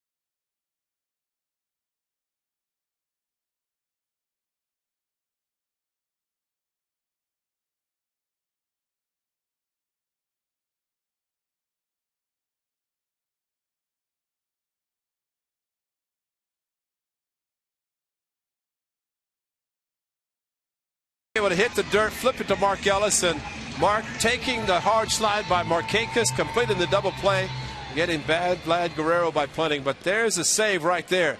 That saved a run. And Mark Ellis, of course, really great at turning the double play. 3 double plays turned by the A's tonight. Gio. Gio thinking that the run that scored, which was unearned, but still it's a run. And if he does not go back out, he's frustrated because he's probably thinking he could have gotten out of the inning without giving up a run. Barton got a breaking ball, and he singles to right. He waited on it nicely, so Derek Barton has his first hit. And hit number 6 for the A's in the ball game. Now batting, center fielder, number 15, Ryan Sweeney. So here's Sweeney.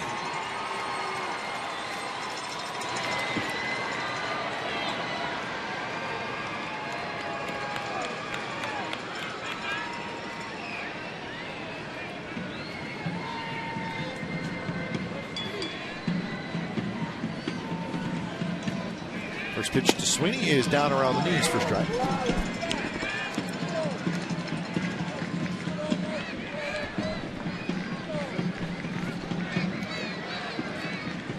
Sweeney doubled and scored in the first and then grounded out to Reynolds in the third.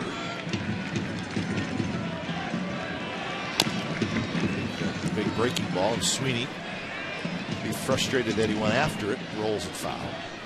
You know, Ryan Sweeney, not quite in the category of Vladimir Guerrero, but his strike zone, he's able to handle a lot of different types of pitches and different location.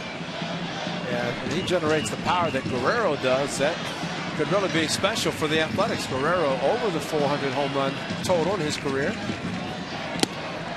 There is that breaking ball again, and Sweeney swings and misses. So on 3 pitches, Ryan Sweeney strikes out. Well, the Coliseum to see Derek Jeter, Alex Rodriguez, CC Sabathia, the rest of the New York Yankees for their only visit this season on this Monday through Wednesday, June the 1st. Tickets available online, OaklandAthletics.com/tickets. By calling 877-493-BALL. 877-493-BALL. Always a treat when the New York Yankees come to Oakland, and they'll only come one time this year. Memorial Day, a day game. Tuesday, a night game. Wednesday, a day game. And that's it. Yankees have extended their lead 3-0 now in the 5th inning over the Mariners. Mark Teixeira has hit his 14th home run of the year.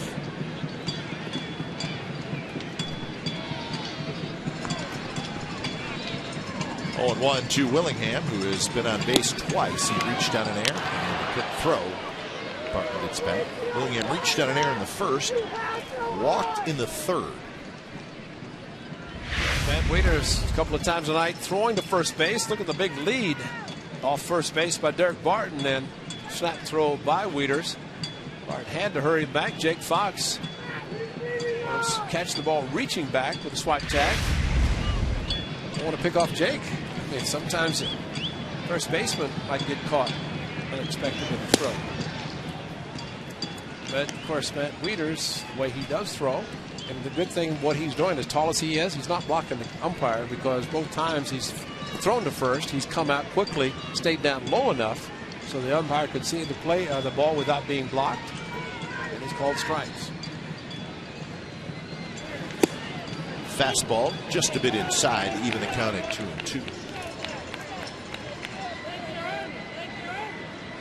Well, Willingham, obviously a power hitter, but the Orioles, again, playing pretty shallow with Jones and Markakis. Those two guys can do that. They can go get them with the best of them. We saw that from Markakis last inning. On the right field line, Jake Fox is going to chase it. So is Markakis. Nobody's going to get it. And if Nick Markakis can make the play he made, the ball last inning hit by David DeJesus, he can go back on a ball like that. He's going to rob a lot more hits in front of him. He's going to take more away. And the ball's over his head. And he can definitely go back. And this was it. Went back, reached up, took extra bases away from DeJesus.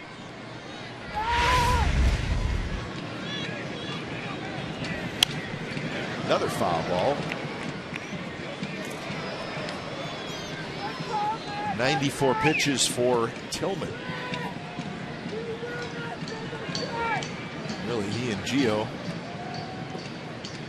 at about the same path as far as lots of pitches go. Barton led off the inning with a single. Curveball slips out of the hands of Tillman, so it's a full count.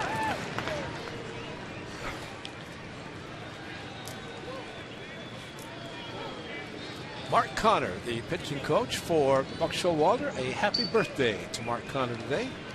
Long-time baseball man. Happy birthday.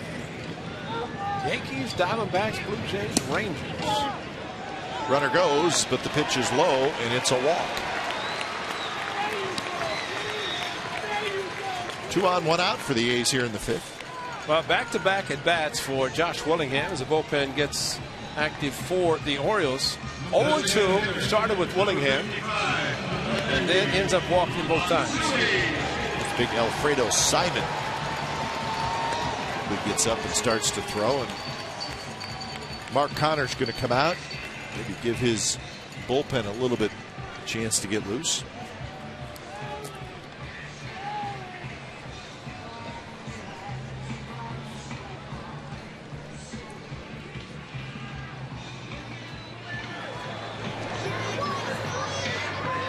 Stoppers made it to the fan deck, the value deck, I should say. Stopper can go wherever he wants. Whoever Stopper is. That's right. That's the free pass. Stopper is in my house all the time. Really? Yeah, there's about a 12-inch stopper in my house that my daughter carries around all the time.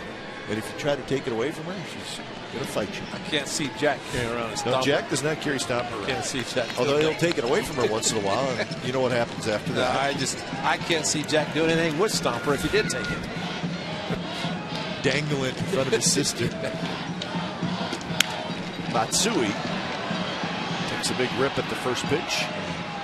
Fouls it up past the A's bullpen. They keep pitching Matsui outside. He's going to keep going to left field. Get in the first inning with a hanging curveball. Left field for a 2-out run scoring single. Another runner in scoring position. And now the left fielder, Reimold, is playing very shallow. And looks like a right-handed pull hitter. Huge gap in left center for Matsui. So 1-1 the count now to Matsui, who had the RBI single in the first. And that single was to left field.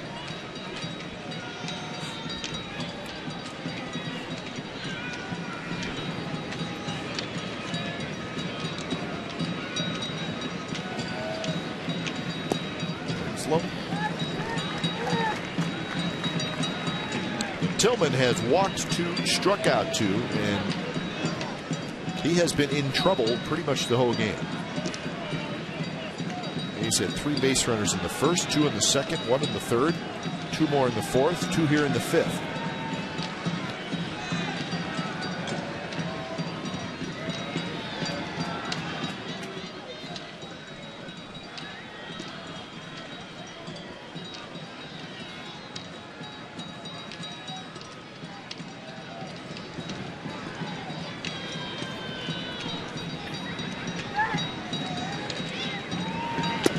That's high.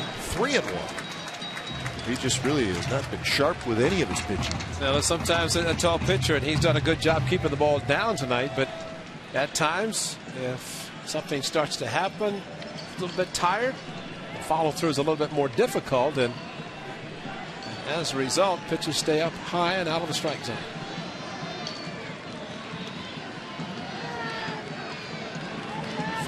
And that is a changeup that's called a strike. Wow. That's a high strike. I don't blame for Matsui for heading to first base. Look at the location. This pitch stayed up and not a strike. Wow. Whew.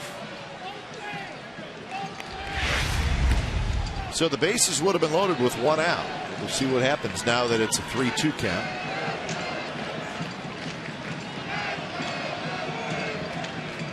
Barton and Willingham do not go, and it ends up being a walk anyways as Tillman misses outside. So the bases are loaded, 1 out. That's it. That's going to do it as Buck Showalter comes out. So 4 1/3 tonight for Chris Tillman. And he threw 102 pitches. When it's time for change, think Speedy Oil Change and Tune-Up. Your oil change, tune-up, and smog experts.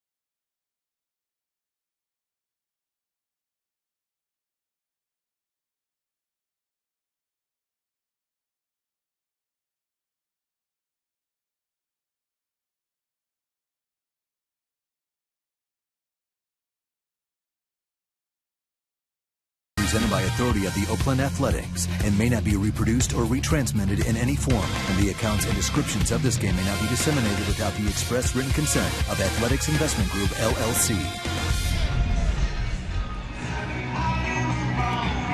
Well, a great scoring opportunity for the A's. Bases loaded, 1 out. 2-2 game, bottom of the 5th. Chris Tillman really struggled all night. 102 pitches in 4 1/3. And he hands the ball to Alfredo Simon. Well, he's got a blazing fastball. I think the Orioles, if you pitch for him, you have to be tall. He is big. 6'6", 230 pounds. Alfredo Simon. Fastball runs outside. It just looks fast. That hit top out about 97 with the heater. Here's another golden opportunity. A single and then 2 walks. Suzuki pops it up and it's over our head. It's into the value deck, and we hardly ever see that happen. We would have gotten a souvenir. Yeah, that would have been. That's right where we sat. That's it. Ray, you would have reached over the railing and made it. I would not have reached over. Might have caught it, but I wouldn't have been reaching over. I think that is the row we sat right below. Couple right there. You do not see a ball go up there very often. 1-1 pitch. Suzuki rolls at foul. 94-mile-an-hour 2-seam fastball. Nasty sinker. Barton at third, Willingham at second, Matsui at first. A chance for the A's to take the lead.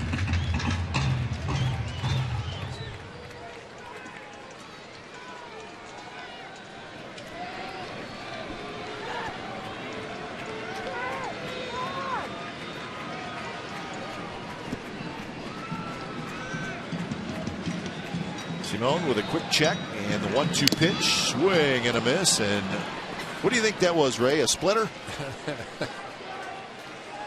Yes, it was. Because it just kind of never got there.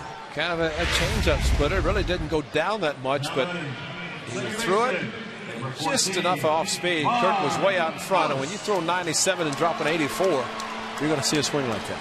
Yeah. That's why hitters don't like to get to 2 strikes with that type of pitch. So here's Ellis. Simone's pitch is a bit high. A single and a run scored for Ellis in the 2nd inning. Then he was hit by a pitch leading off the 4th.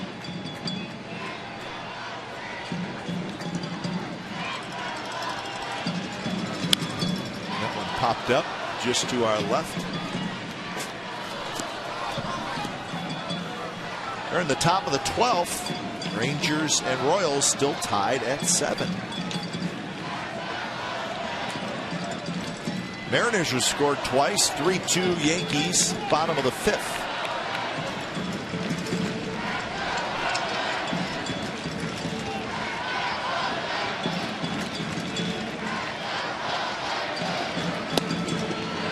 And there for a strike. That one had 78 miles an hour. Slider. Wow. Drop down slider, and you know, if Simone is a long man, he's a pretty good one. Buck Showalter's looking for with the starter leaving after just 4 1/3.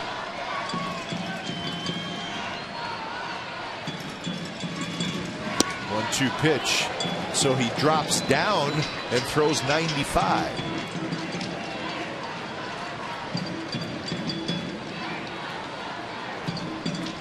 As long as he drops down to a right-hander, the right-hander sees the fastball outside, doesn't have to worry. But 97 coming inside, you're going to be bailing.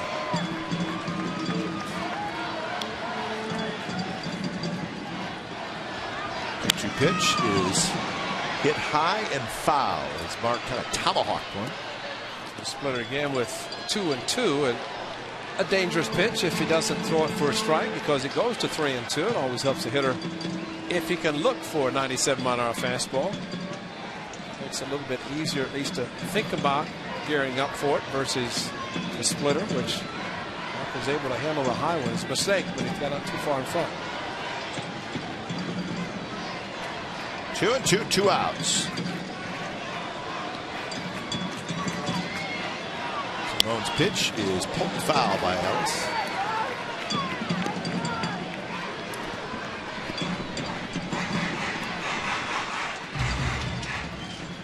Simone made 49 appearances last year for the Orioles, went 4-2, and he had 17 saves, so he was their closer for a while.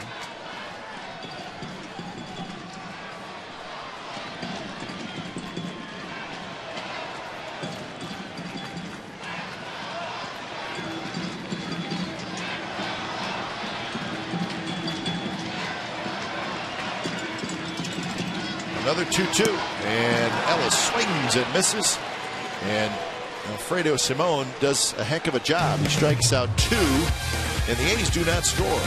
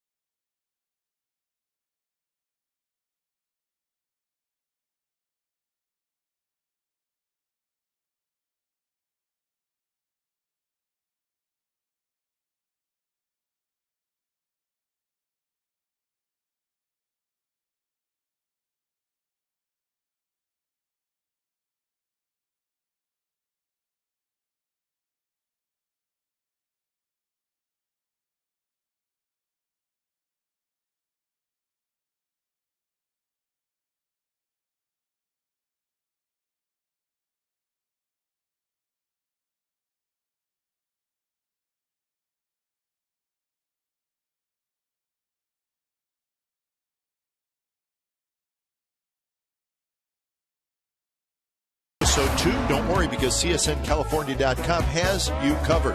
Log on and check out Brad Ziegler's off-season trip overseas too. Gee whiz, what's that word?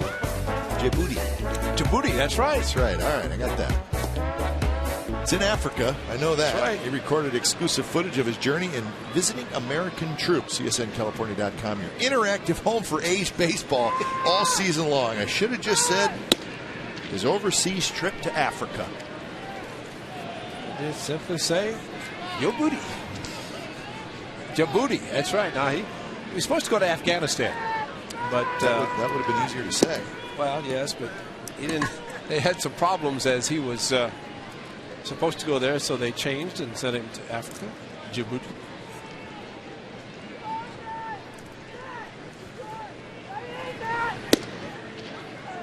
Gio back to work. 3-1 the count to Wieters. But Ziegler is throwing down there in the bullpen, and he has been for a while, so he's ready.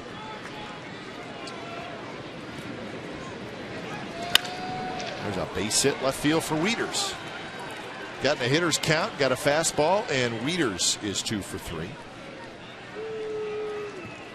And Nolan Reimold is going to hit, and Bob Guerin's, he's got the, I'm probably going to take the pitcher out walk. We don't know that for sure. Now with Brad Ziegler warming up, it must have been a batter to batter as far as how long it would stay in the game.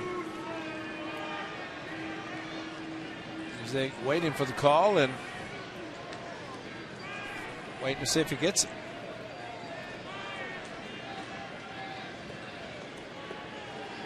And he's talking to Kurt Suzuki, which sometimes is a good idea because the catcher will be honest in these situations. Say, if the manager says, how's he throwing? Tell him. And sometimes that occurs even before he goes back out on the mound. So Gio Gonzalez, 5+ innings. When it's time for a change, think Speedy Oil Change and Tune-Up, your oil change tune-up and smog experts.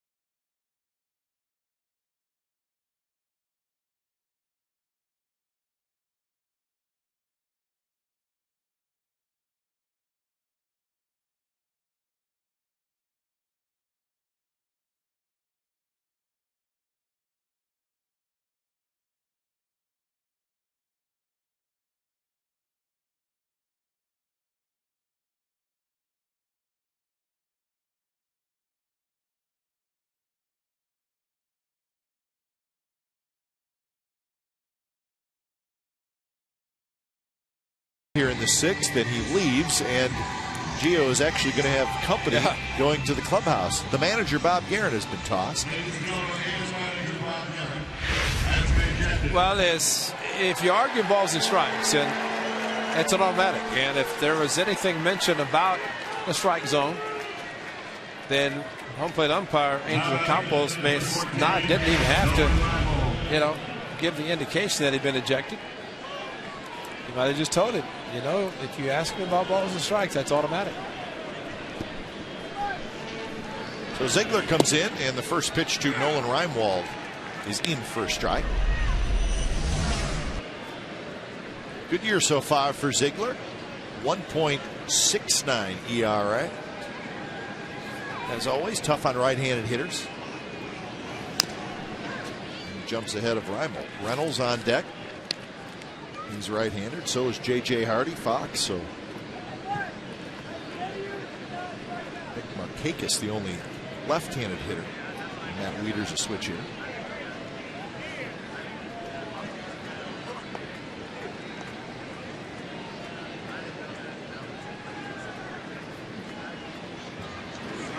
The 2 pitch is hit to left field, hit pretty well. Willingham's going back, still going back. So is Sweeney, and Sweeney makes the basket catch.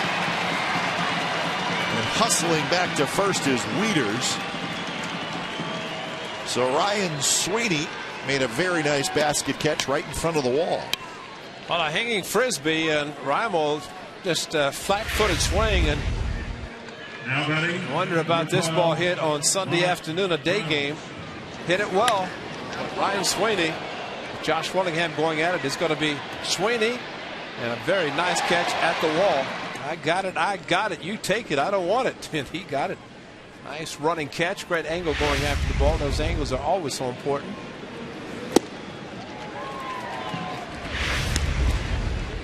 Wieters went around the bag. This is what you're supposed to do, though. Stepped on the bag and went back to first base, and knows he has to hurry. So Reynolds is the hitter. He's walked twice. One of those walks with the bases loaded. It was his 23rd RBI. Ball pops out of the glove of Ziegler.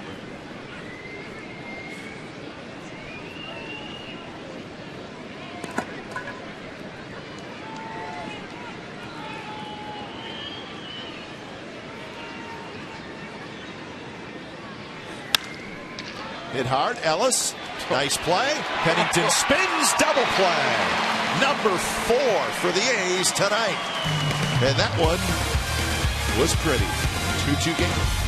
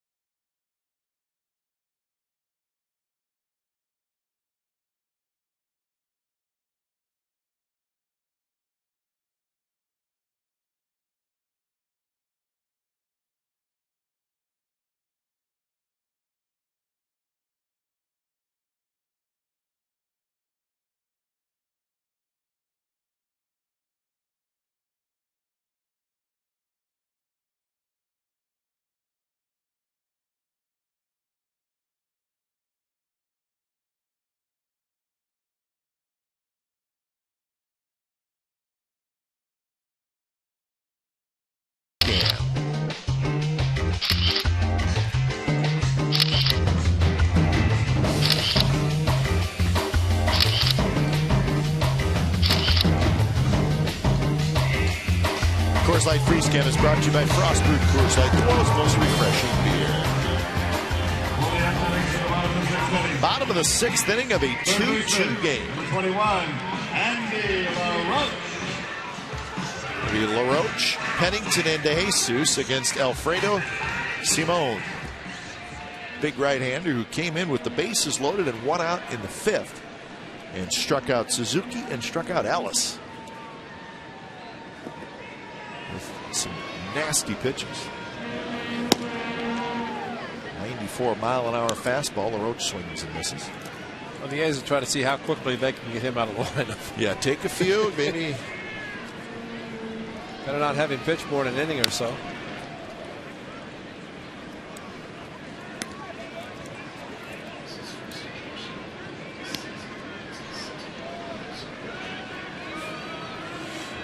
So 0-2 to LaRoche.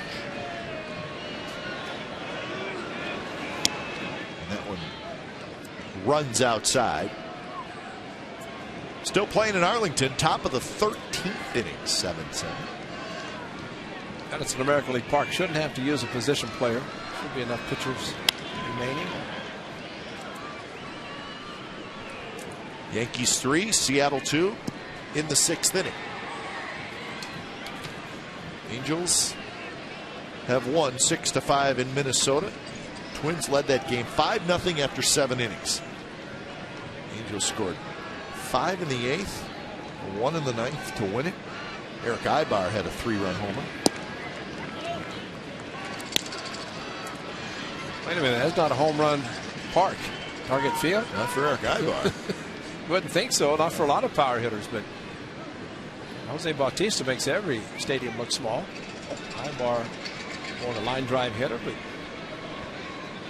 still has power. Up the middle, and that's going to get through, and that's a base hit for Andy LaRoche. Well, the A's 4th double play turned top half of the inning. That is the 4th consecutive inning, make it 3 consecutive innings. The nice spin after a very good play by Mark Ellis. Backhand flip to Cliff Pennington, perfect chest high throw, and a 360 spin to get out of the way of the runner. And there you have it, another double play. Mark Ellis, amazing, just makes it look so easy. Willie Randolph, great second baseman for the Yankees, has to be admiring the talents of Mark Ellis. Well, the bench coach for Buck Showalter, but coaching third since John Russell's had taken an injection in his knee.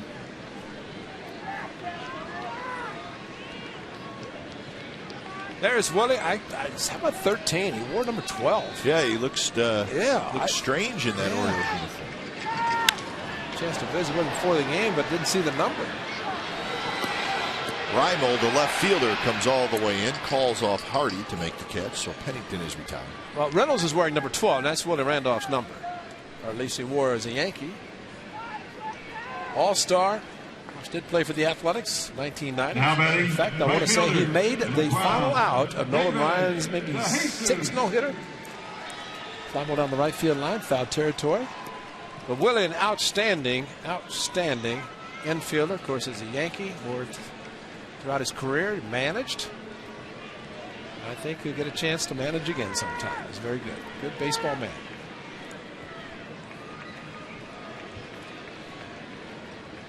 First pitch to DeJesus. You see where he started in 1976 with the Yankees, so he was a young second baseman on a pretty good team. That's right. With some pretty big personalities.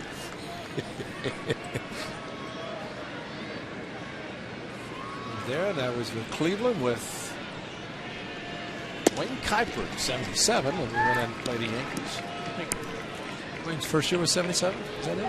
75, his first full year. That was it. Oh, that's when I went back the second time, 76, 77. That's right. He was there. There's some good teams, and the Orioles were good back then. The Red Sox. 2-0 to DeJesus. Swing fouls it down the left field line. Well, Jim Palmer was saying that good friend Gordon Lakey's with the Philadelphia Phillies, and of course when they signed Cliff Lee to add to their already very strong pitching depth, there is the Hall of Famer. He had to go back and get his heavier jacket since he remembers the cool nights in Oakland. But he said because of the Phillies having a very good pitching staff, everybody started thinking about 4 20-game winners. Joe Palmer, part of that 1971 with the Orioles. Those teams that you mentioned in the 70s. And sadly, only Joe Palmer is the last one remaining alive of those great staff. Pat Dobson, Mike Cuellar, and Dave McNally, the other 3 starters. Joe Palmer never gave up a grand slam in his career. And we've talked about it because he was today, it was amazing. Listen to him. In 1969, when I was coming into Oakland to pitch, and then walked in and said hello to Buck Showalter, and he said, I was talking about the collision in the All-Star game. He says, yeah, I started that game in Cincinnati. He'll tell you how many curveballs he threw. Hey, he's got an amazing memory of his career.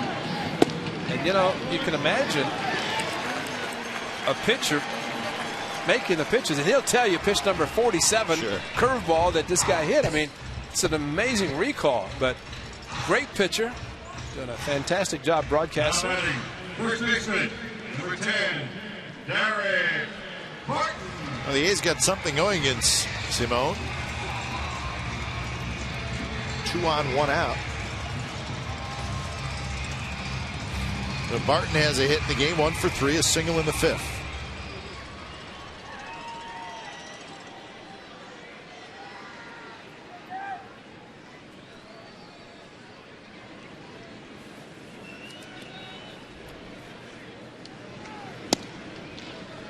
First pitch in for a strike to Barton, off-speed pitch. So you see that one 81 miles an hour, and you see his fastball 94, 95. That's a huge difference.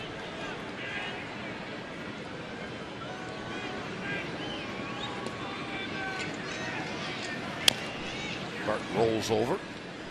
So Derek's going to have to work hard, fight back in this at bat. 0-2 against a guy who's got nasty stuff.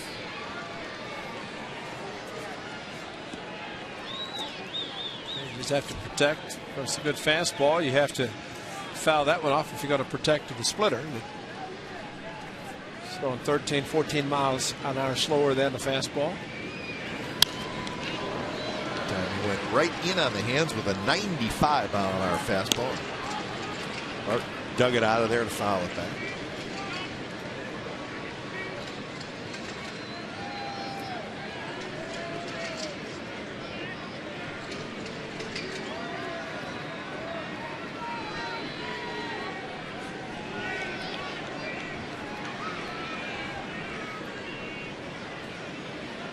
LaRoche at second. He led off the inning with a single. DeJesus at first with the walk.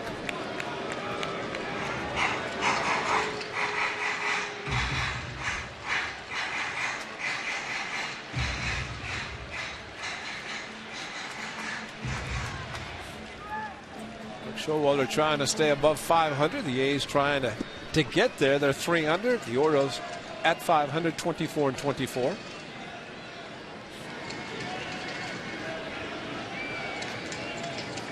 So another 0-2 to Barton. Weavers knocks it down.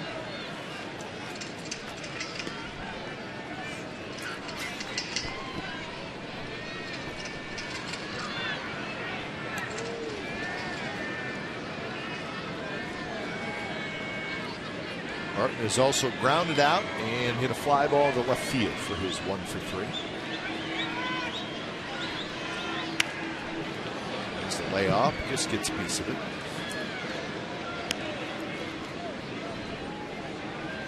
So a lot of pitches thrown tonight, a lot of base runners, but not necessarily a lot of runs scored. The A's have stranded 8 through 5 innings. The Orioles have stranded 5 through 6 innings, but the Orioles have hit into 4 double plays. Check swing. So each team has had plenty of opportunities. There, Barton getting the off-speed pitch, started to swing and held up. Good idea.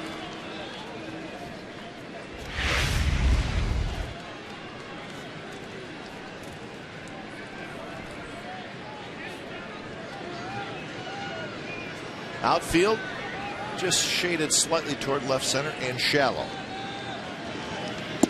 Barton, did he go around? Yes, he did, says Angel Hernandez.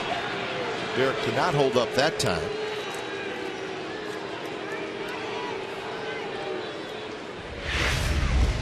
Well, the one inside, and Derek right there. That's your loopy swing, and he brought it back quickly. Tried to sell it, but not to the third base umpire. Wouldn't buy it. Couldn't sell him a car either, probably. Can't buy that. No, that was definitely a swing. So it's up to Ryan Sweeney. Get a 2-out hit. I think Simone's throwing enough pitches. They probably should get somebody else in there. Oh, yeah, 31 is way over his limit. I had him going about 8 and then get him out of it. Well, both of the A's RBI hits tonight have come with 2 outs, so maybe that's your theme here with Sweeney. And even better than that, both hits going opposite field by the two left-handers, Sue and DeJesus. Simone drops it in on the off-speed pitch to even the count at 1-1.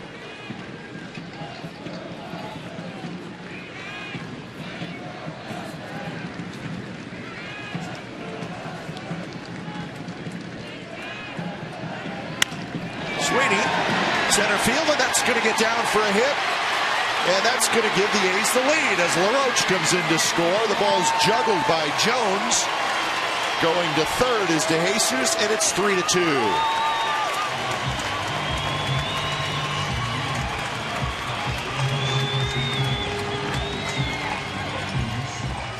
So Sweeney comes through, picks up his 5th RBI. Well, he did hit it hard. That's a good idea because the outfield playing shallow. The splitter that stayed up.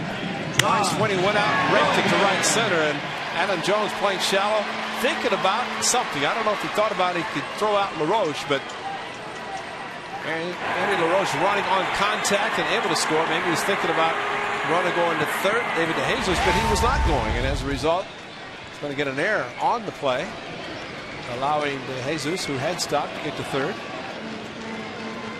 Here's Willingham.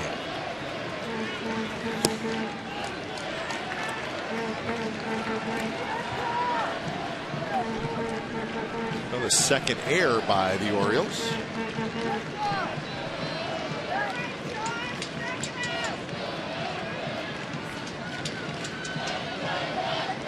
One and 0 to Willingham, who has been on base all 3 times.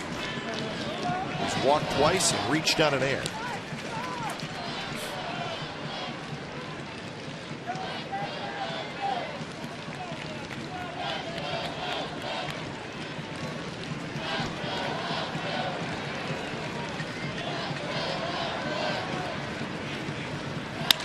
There's a line drive base hit. Headed for the corner. 1 run will score. Sweeney to third. Willingham to second with a 2-out hit. And it's 4-2. Well, you talk about a powerful fastball hitter. And Simone got behind Josh Willingham. And look at this swing with a 2-0 fastball. Powerful right there. Just took the middle of the plate fastball over the head. A hooking line drive in the corner. And Reinwald did a good job cutting the ball off. Otherwise, Ryan Sweeney might have had a chance to score. But what a powerful swing by Willingham, who had walked his last 2 at-bats. After starting 0-2, he walked. And this time, he starts 2-0 and bangs a base hit. So Willingham gets his 29th RBI of the year.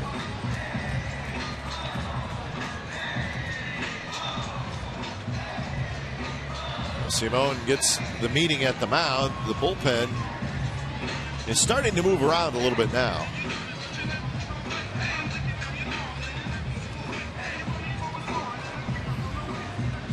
So Matsui is the hitter. How many times have we talked, and they're going to intentionally walk Matsui, but to get 2-out hits, there's no doubt that the best hits in baseball. He's got 4 of them tonight. And the Royals just went back-to-back to take the lead. Wow. Eric Hosmer just hit a home run following Melky Cabrera. I like that Hosmer kid. I think he's going to be okay. He's got a great swing. He went dead center in Arlington, Texas. Throw the ball back. Who cares? That's a smoke. Join Troops Direct Memorial Day this Monday when the A's host the Yankees. Troops Direct communicates with the front lines daily to provide support for our service members, making them energized and high spirit as possible. Returning Marine will throw out the first pitch. An F-18 flyover will take place. And for more information on Troops Direct pregame barbecue, visit troopsdirect.org. For tickets, go to oaklandathletics.com.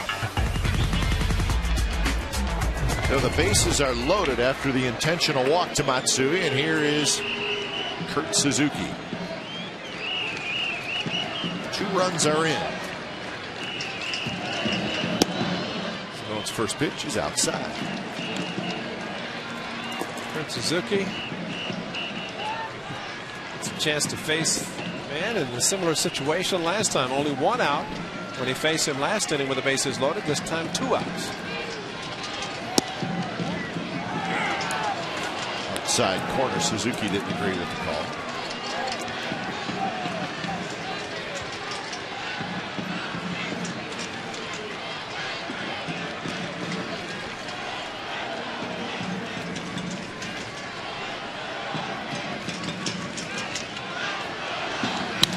Kirk with a line drive, base hit right field. 1 run scores. Markakis has a terrific arm. So Willingham is held at third, but it's another 2-out RBI hit, and it's 5-2. As good as Simone was last inning, he's getting knocked around this inning. Well, Mike Gallego, usually very aggressive. Kurt Suzuki, the fastball away and goes perfectly to the opposite field. And that is tremendous hitting with a fastball down and away just to hit it hard over the second baseman's head. But remember, we've talked about how shallow the outfielders the Orioles are playing. Markakis, the strong arm, this ball cut. And of course, it slowed down considerably. But Mike Gallego, this is a smart play. He had to hold him up. And Josh Willingham was running hard, thinking he's going to get a chance to score. But I think he'd run right into an out. Just as you think that Markakis is not going to make a good throw, he'll nail you. So 4 hits and 2 walks in the inning, and the A's have scored 3 times. Mike Gonzalez, the left-hander, loosening up.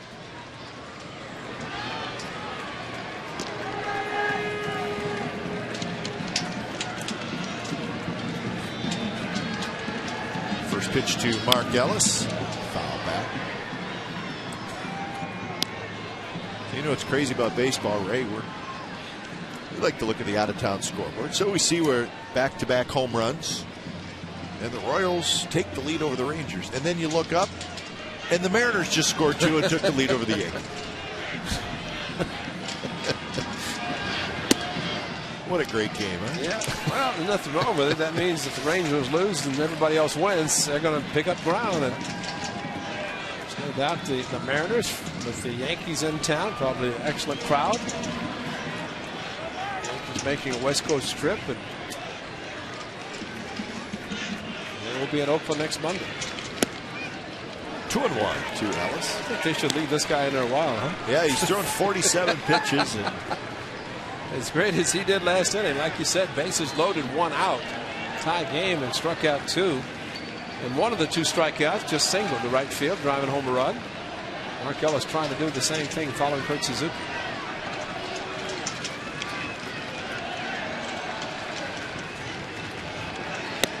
swing and a miss. Mark pulled off that one a little bit. 2-2 the count. Willingham at third, Matsui at second, Suzuki at first.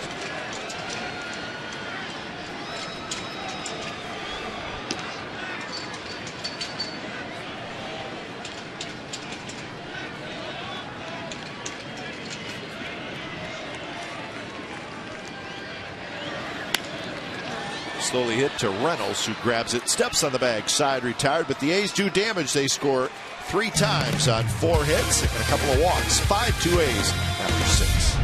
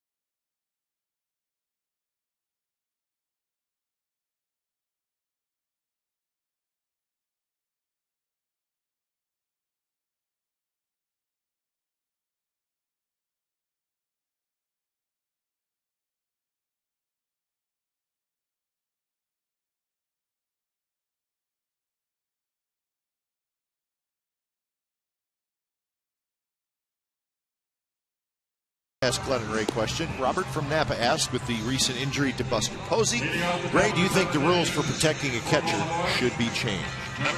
Well, first of all, I'd like to know what the rule is that the catcher's going to be protected, and what kind of rule is going to be changed. There is no rules. You've been a popular guy the last couple of years. There's not a rule to protect the catcher, and although I've heard some say, or at least someone today said, that it's always been part of the game that you run over a catcher. That is not true. I think you can count on one hand probably each season the number of times the catcher has actually run over on a play, and unfortunately for Buster Posey it had. But you cannot do anything. I mean, how are you going to have an umpire or somebody judge whether a runner intentionally runs over or bowls into a catcher? It's not going to happen. I can understand Bruce Bochy and the Giants very upset losing their best player offensively. He's one of the best, if not the best. But you can't do anything to do it. To make changes as far as part of the game that's been around forever. Right center field to Jesus racing over. He can't get it. So J.J. Hardy has a leadoff signal. Well, this is what happened with Buster Posey. And one thing that, I don't know if we're going to see it here, but Posey, well, it looked like he was going back to the edge of the plate and see the direction in which the runner took, and that was to go after the catcher Posey instead of going to the outside part of the plate and trying to slide. I like a lot of the slides that the runners are making these days, and that is to kind of slide away and reach back with a hand or hook slide. Yeah, you've been asked a lot about it, obviously, and I thought your response, the word you used, I thought was good. Just my opinion, but the slide was probably unnecessary. Well, meaning there was a small avenue for him to slide. Right. And it really wasn't a slide. It was a full out, just to bowl him over. Yes. Shoulder high. I mean, just lowered his shoulders and went into it. And I think anytime a catcher gives part of the plate to the runner to slide to, it's there for a reason. Now see if there's any area for him. If Posey gives him some room to slide. Right there. There you go. Right there. If he just goes here, slides this way, as Posey's catching it, he's going here, and the runner's going to do this. And he has made up his mind at that point. That he's right going there. See how he goes into him here? Yeah. Here's the plate. Why is he going that way? Big chopper. Ziegler waits for it to come down. He throws, and they just get Jake Fox. Great play. Yeah. By the way, that was a great shot their guys just showed on the TV replay, because he slowed it down. You can see and stopped it, and see the direction. But watch Brad Ziegler just takes his time. He can't go up and get it. Just puts the glove up high and throws a sinker to first base. But the thing about Brad, he at one time was over the top pitcher. So when he catches a ball like that, he doesn't have to throw submarine. Chad Bradford could not throw over the top when he was a submarine pitcher. Zig, very good, handled it perfectly, did not rush. Top of the order, and Andino, who takes a strike. 0-1. Joey Devine starts to throw for the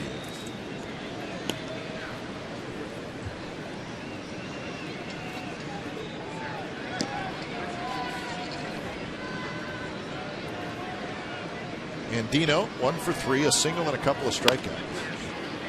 Swing bounce foul. I saw a highlight earlier from tonight's Giants game. They beat the Brewers in Milwaukee. But Eli Whiteside, who's their backup catcher, tying run, coming home, and tried to run over Eli Whiteside. Not as violent as this one, but guess who the runner was for the Brewers? Take one guess. Prince Fielder? Bingo. Oh, jeez. That's the first thing that came to my mind before you gave me that sign of him looking huge. But I said, no, he wouldn't. I mean, it wasn't as bad as that. But the fact is, it was the tying run, and they tagged him out. But he went in there Now all the way. There's a frisbee way outside, and just definitely went after it. I thought, just talking to Joel Skinner, an outstanding catcher when he caught in his career, now the A's bench coach, we were talking about it, and it looked like he said, change to protect the catchers? When has that ever happened, because I think every catcher's thinking the same thing. You know, when you put the gear on, you have some intelligence to be able to handle the pitching staff, but you know, it's just part of it, but still never a part that you put it on thinking that every time there's a play at the plate, you're going to get run over. And Joel said that I think he broke Gino Petrali's leg as he slid in a regular slide, but he had the plate blocked and he went in and kind of pushed him up underneath and ended up doing it. But Skin's a good catcher. Told me of one, I think he said Albert Bell, instead of sliding, ran into the catcher and was tagged out. Tagged out. You know, and if he slides, he's safe. But some guys just, well, it happens. But I don't think there's nearly as much now as there once was. And Jesus coming in, he's going to get there. Side retired, a leadoff hit by Hardy, but no damage done. 7th inning stretch coming up, 5-2, the A's lead.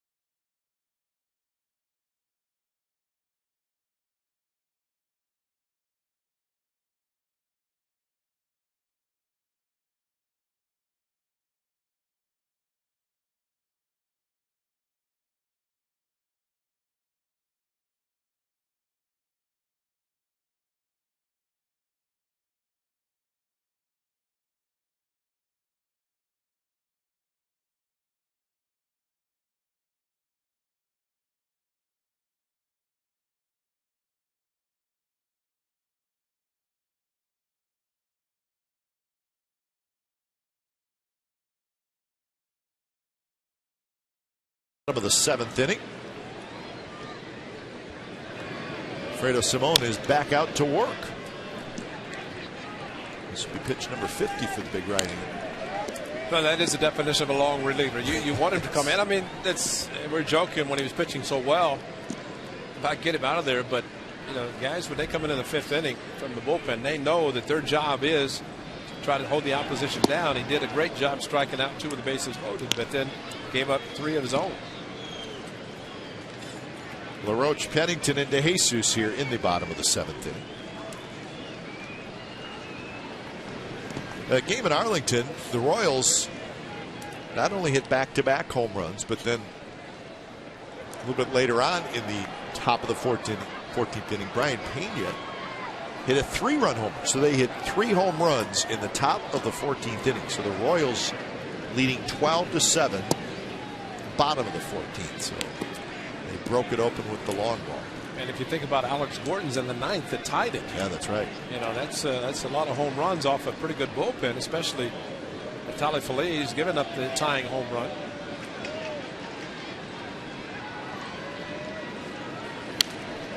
Roach, a big rip, fouls it back. It's the Mariners 4, the Yankees 3, bottom of the 7th inning.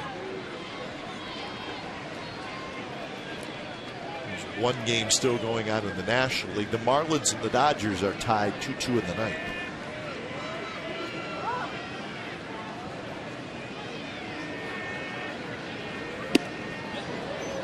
Roach checks his swing, and he went around, says Chad Fairchild. So not that a is popular man tonight, is he? Our $2 Wednesdays are back every Wednesday this season. You can get a Plaza Little Plaza outfield or Plaza Reserve ticket. just $2. Take advantage of this offer during some of the biggest matchups of the year with the Rangers, Angels, Yankees, and more. And tickets for all of our $2 Wednesdays at the Coliseum box office by phone 877-493-BAL, and to order online, visit oaklandathletics.com.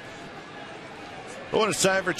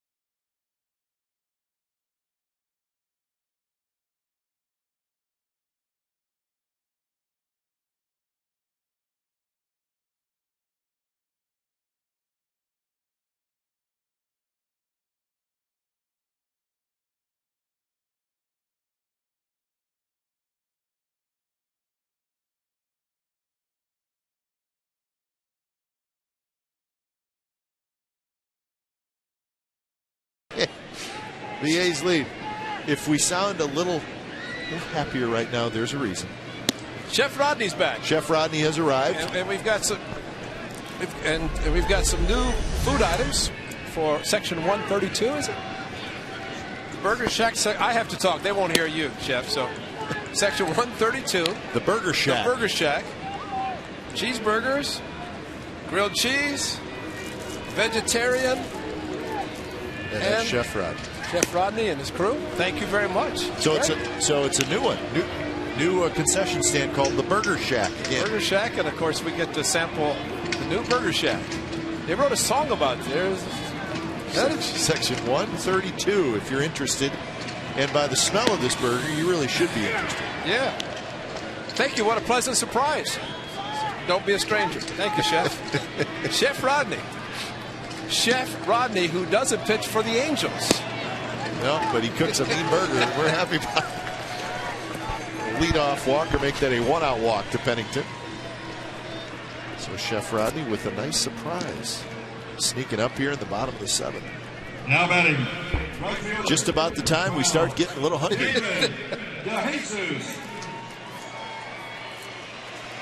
Chef Fernando Rodney, huh? The Burger Shack. Well, that's a nice item there. Section 132. So when you come to the Coliseum, do us a favor, check it out. Well, he said for us to sample, and then we could pass it on. I think all we have to do is look at them, and we can tell that it's a place to visit at the Coliseum. And the radio booth getting some also. See, they don't have the visuals. Tommy adds, I don't think a turkey burger, just it's healthy week. That's all right. Cheeseburger, grilled cheese, a vegetarian burger. That makes it healthy. We'll send one down to Tommy Ed. The Jesus swings and misses, and the count is 1-1. So Mike Gonzalez comes in for Alfredo Simon. Gonzalez, the lefty.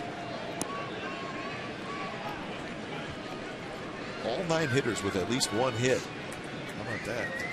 Total of 10 for the A's. They've done it in 2 straight games. Jesus, good swing there, fouls it back. What's that song about the shack? The hamburger? No. It's not the Hamburger Shack, though. What is it? Oh, thank you, Mike.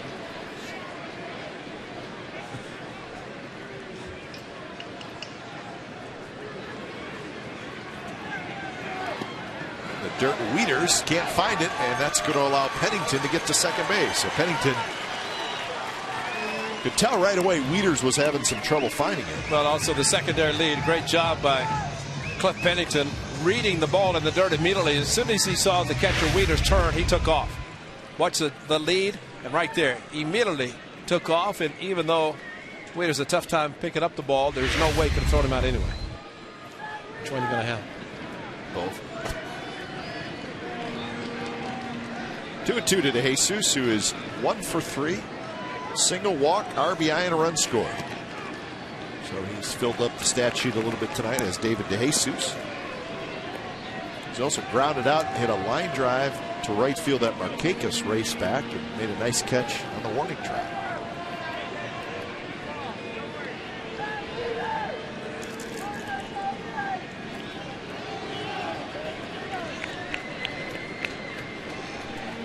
Gonzalez, the 3-2.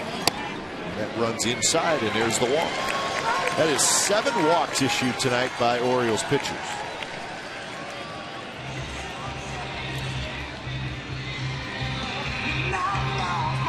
One of those 7 has scored. That was in the 6th inning. You're messing with danger. Keep walking, people. So here's Barton. 2 on, 1 out.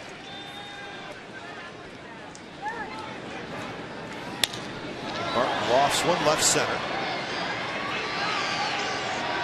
The center fielder Jones makes the catch. Left field.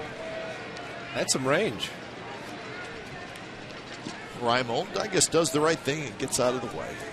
Jones has a gold glove, doesn't he? Right, and you like to see a center fielder take charge. Regardless, you figure if he can get there and he calls, then everybody else backs off. And we talked about Peter Borges of the Angels. You figure he could cover the entire outfield. And Adam Jones also, Gold Glove winner 2009, All-Star, and getting better and better.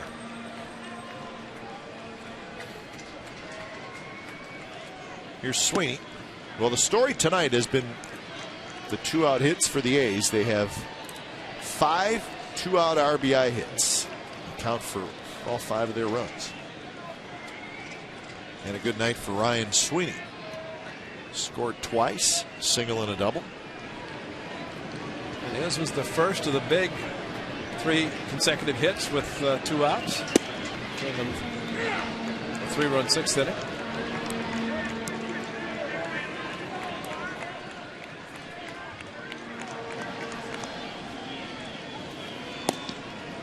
Joey Devine is ready to go.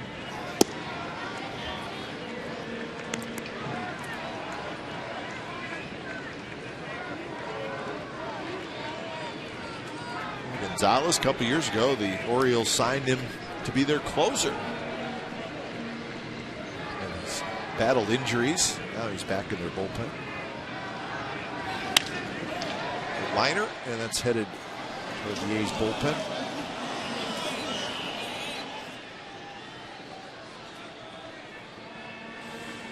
2-2 the count. So 10 hits for the A's. They've received 7 walks. Had a hit batter. And they have not gone down in order in any of the innings tonight.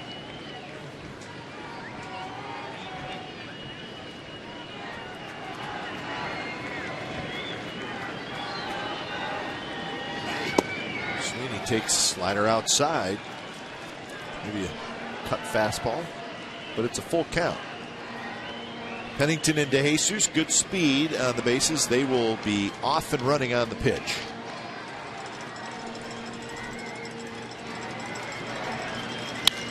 Sweeney pops it up left field where Nolan Raimond is under it. He's got it side retired. A's strand a pair, and we're going to the 8th. It's 5-2 Athletics.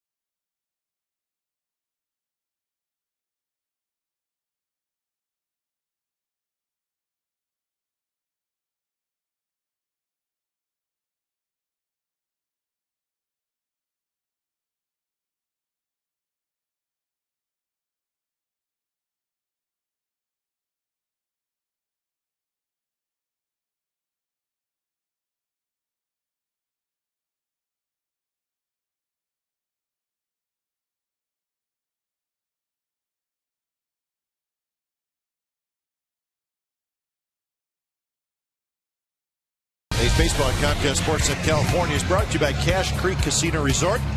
Cache Creek's Heat Wave giveaway with cash prizes, match play, and more every day. Visit CacheCreek.com for details. Top of the 8th inning, the A's with a 5-2 lead, trying to get a win in Game 1 of this 3-game series. When it's time for a change, think Speedy Oil Change and Tune-Up. Oil Change, Tune-Up, and Smog experts. Joey Devine comes in for his 4th appearance of the year. Well, if there's any confirmation needed about the Hamburger Shack, Unbelievable. it's a go. You got to go. These are outstanding burgers. Good job, Chef Rodney. Again, the Burger Shack in section 132 here at the Coliseum. It's a new concession stand. Should be visited quite often for those in attendance here. LaRoche, couple steps to his left. He's got it. And he throws out Markakis for out number 1. It was great to see Joey Devine back, and not only great to have him back, but Now batting, he looks like he did a couple of years ago when he was Vladimir Guerrero. tough to hit.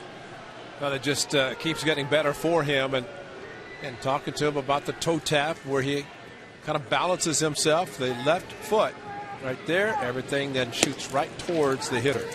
Velocity's picking up, confidence is tremendous, and he's happy to be back in the big leagues.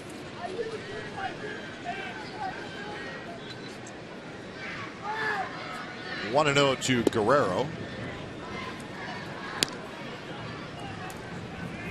Red Sox won tonight 6-3. Boston's won 4 in a row. So they only scored 6 runs tonight.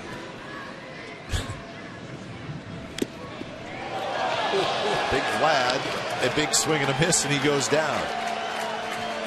See, now he becomes really dangerous.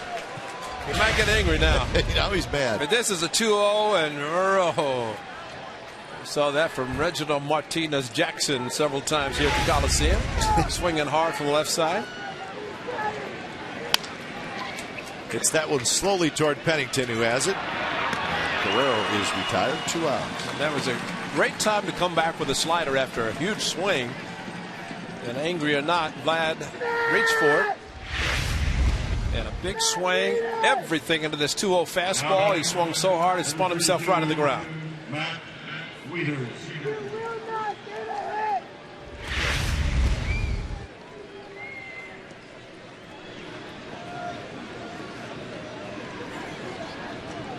So here's Wieters. Wieters is 2 for 3. A couple of singles. He's also struck out. 6 hits for the Orioles in the game.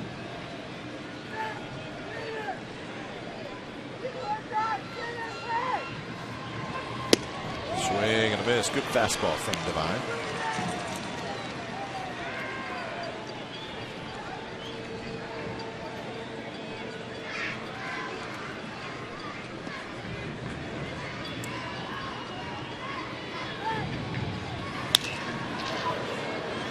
Left center, but Willingham is going to get back there. He's got it. Side retired. So Joey Devine, a 3-up, 3-down inning. Bottom of the 8th coming up. 5-2 A's.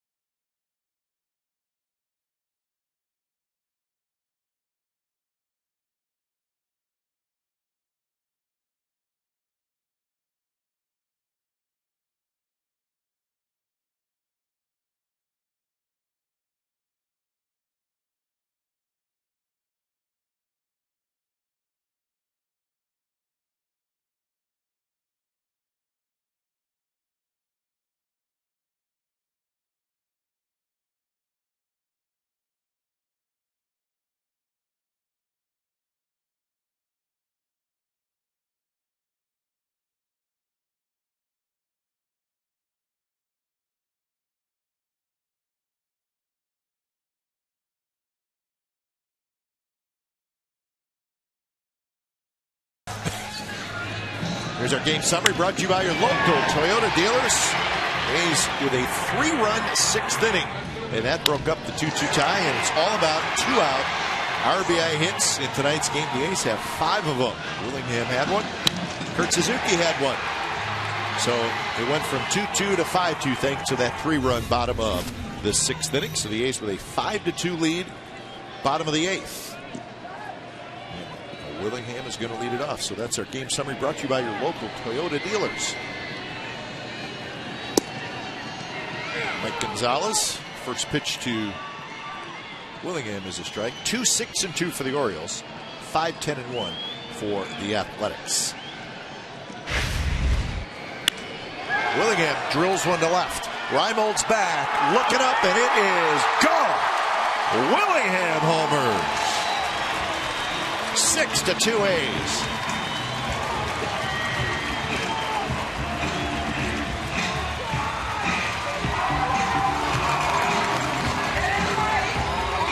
Eighth home run of the year for Willingham. A big double lasted back, a couple of walks, one a night for Josh Willingham back to the Coliseum. Number 55, 80 miles per hour, and cambio, and see you later. Maybe that went to the hamburger shack because that ball was drilled.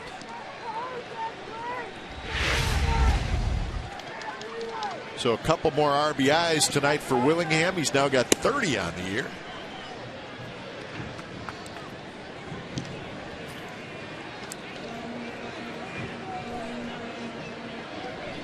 So Willingham, even though the average is not that high, he has been a run producer, and that's what the A's want out of him. But tonight, he's been on base 5 times.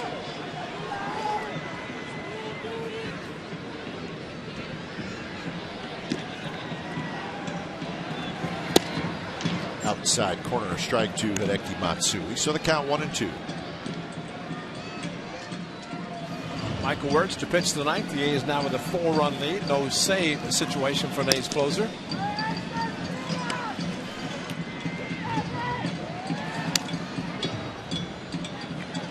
Gonzalez throwing pretty hard. Matsui hanging in there.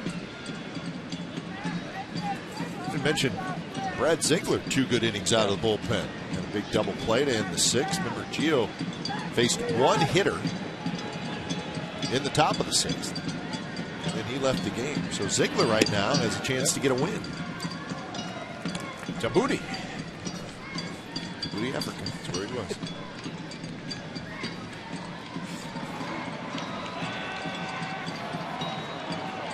Mariners still leading the Yankees 4-3, bottom of the 8th inning up at Safeco.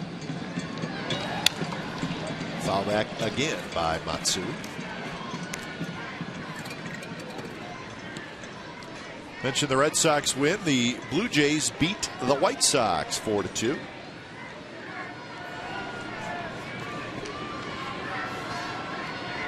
Angels beat the Twins 6-5. The Rays shut out the Indians 5-0. David Price had 12 strikeouts in 7 innings to get his 6th win. Matt Joyce is leading the major leagues in hitting. He had 3 hits tonight, and he's hitting .377. Matt Joyce, left-handed hitter for the Rays. Matsui swings at a pitch in the dirt. Time now for the Fremont Bank plays of the game. That's 4 double plays, folks. And it has been outstanding defense tonight for the Athletics. 6-4-3. That was 1. How about 2? 5-4-3. Great play by Mark Ellis on a low throw. Cliff Pennington, an outstanding dive, getting Vladimir Guerrero.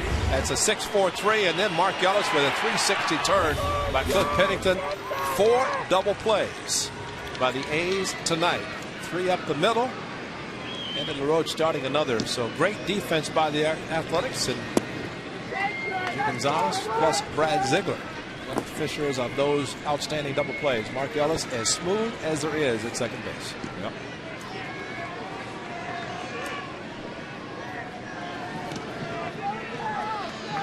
Kurt Suzuki is 1 for 4 with an RBI single in the 6th. Picking up his 14th RBI of the year.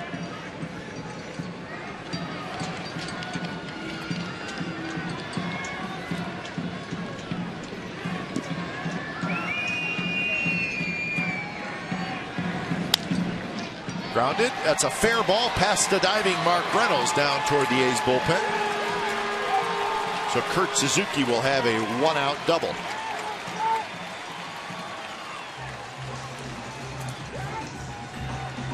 So 12 hits for the A's tonight. Well, just down the line over the bag and deflected by Reynolds, which was going to be a double anyway. But once Reynolds hit the ball, tapped it right there, just enough to slow it down. Kurt Suzuki could trot into second base.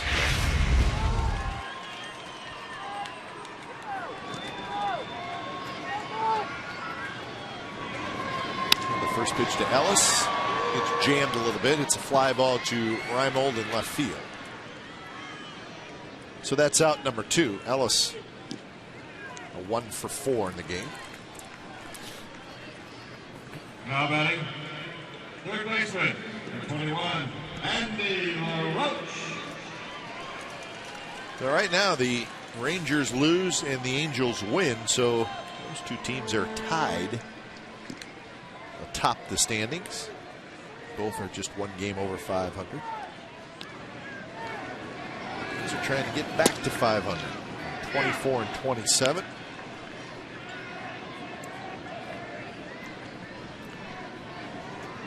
The fact that nobody has been able to run away and hide in this division has certainly helped the A's.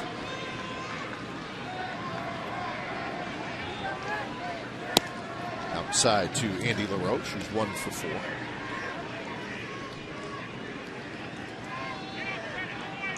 .34 pitches for Mike Gonzalez out of the bullpen.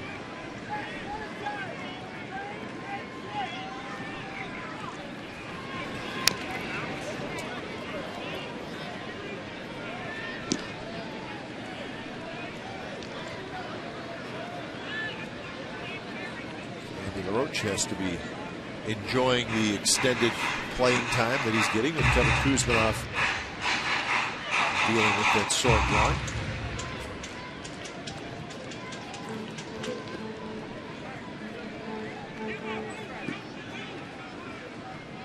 A home run by Willingham leading off the 8th has extended the A's lead to 6-2, and that hit LaRoche. Second A's hitter that's been hit tonight.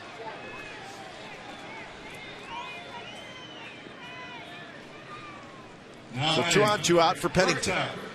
We're talking about the teams on the East traveling west, and the time zones and everything. This fastball running inside, and that's all Andy LaRoche could do. The ball might have got caught in his bloused jersey. I think it got more jersey than body. Take it, though. Enough to pull the tucked-in jersey out. But you think about also, if these players like to play in front of a crowd watching TV, they don't have much of an audience. It's after 1 o'clock back in Baltimore. 3-hour time change. So this game tonight starting at 10 o'clock Eastern time. And got to be a pretty good fan to stay up. I mean, New York, they stay up all the time. The Red Sox fans always stay up. But, you know, that makes it a little bit more difficult to follow your team if you have to get up early and go to work tomorrow. But tomorrow is Saturday and then the Memorial Day weekend, so that helps. But it's still late. Very late. Point exactly.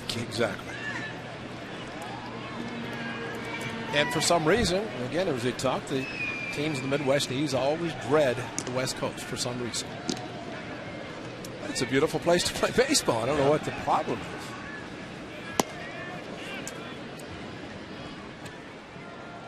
Yeah, if you think of the places that you could go in the American League, the Bay Area or Seattle.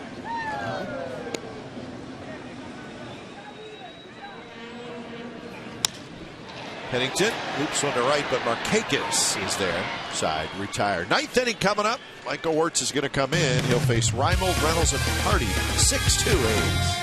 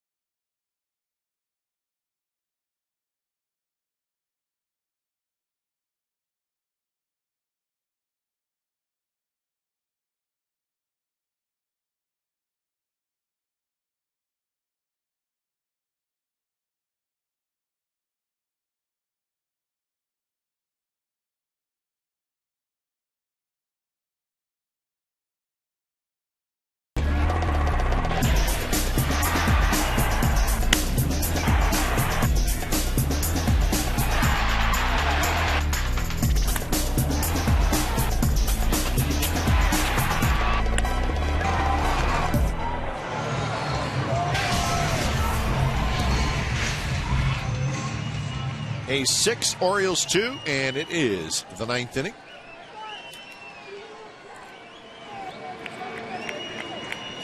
Nolan Reimold, the right-handed hitter, to lead things off as he faces the new pitcher for the A's. It's Michael Wirtz. When it's time for change, think Speedy Oil Change and Tune-Up.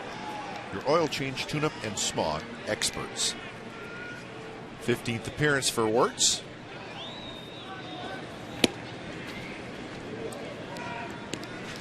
It'll be Reimold, Reynolds, and Hardy, 3 right-handed hitters.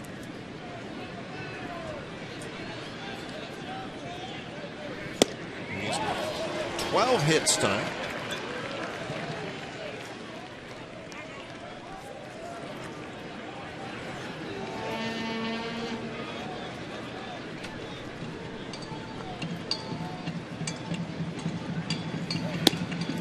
Slider, which is outside. Reimold has walked, grounded out, and hit a fly ball to center field.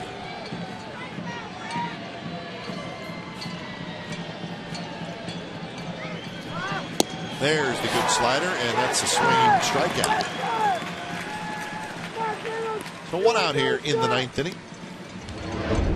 We'll go deep with Sportsnet Central. It's brought to you by Hyundai, and it's tonight at 10:30 on our sister station, Comcast Sportsnet in the area. We'll have full highlights from this game, the A's and the Orioles. The latest on Buster Posey in Game 7 with Bruins and the Lightning fighting for a chance to take the Canucks in the Stanley Cup Finals.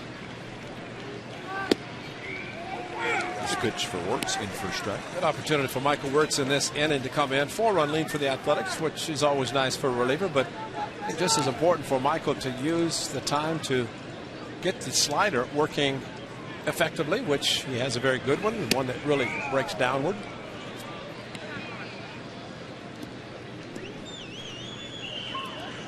So, 10 days ago when he had to deal with the wet weather here, it wasn't breaking as sharply. That one, though, that's back. I mean, that's an outstanding slider. It always looks like a splitter, but a very good one for Michael.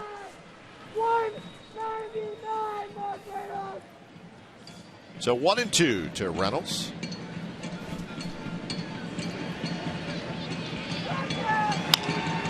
Tapped to LaRoche, who ranges to his left, straightens up, and throws out Reynolds for out number 2. Make sure you join us tomorrow. It'll be game 2 of the series. 7 o'clock. We will come on the air and we will bring you Brad Bergeson and Josh Outman. Complete A's coverage every night on Sportsnet Central and CSNCalifornia.com. The home of the A's is Comcast Sportsnet California. So that's tomorrow night at 7 o'clock. So make sure you join us for that. Josh Outman pitching. Josh Willingham tonight hitting a home run. And Josh Hood doing the etch-a-sketch on Josh Willingham, featuring tomorrow night. So yeah, we like all 3 of those guys. A lot of Joshers. Yeah. Josh.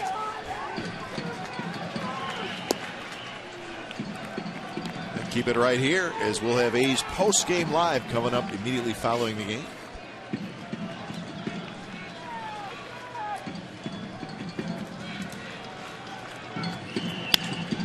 On the ground is short. This should do it, and it does. So Michael Wirtz and the A's bullpen finish off the ball game, and the A's win game 1 of this series by a final score of 6-2. So Willingham a home run. Lots of offense tonight.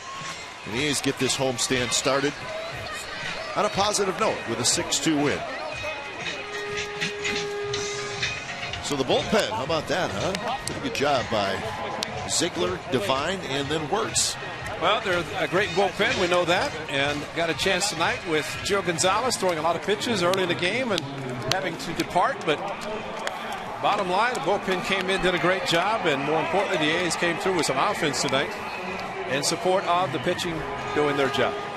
12 hits, 6 runs. The A's, well, quite frankly, they had base runners all over the place the entire game, but they got the big hits, those 2-out hits, and Ray, I just think there's a couple things that kind of tell you a team maybe has a chance to go on a little bit of a roll. Usually you win tight games and you get 2-out hits. The A's had 5 of them tonight. Well, the opposite field hitting as well. You know, early the first 2 hits going opposite field, and guys are staying on the ball. It's good pitching staff of yours. We know they have a good young staff, and there's no doubt the A's were happy to win yesterday's game, 4-3, close.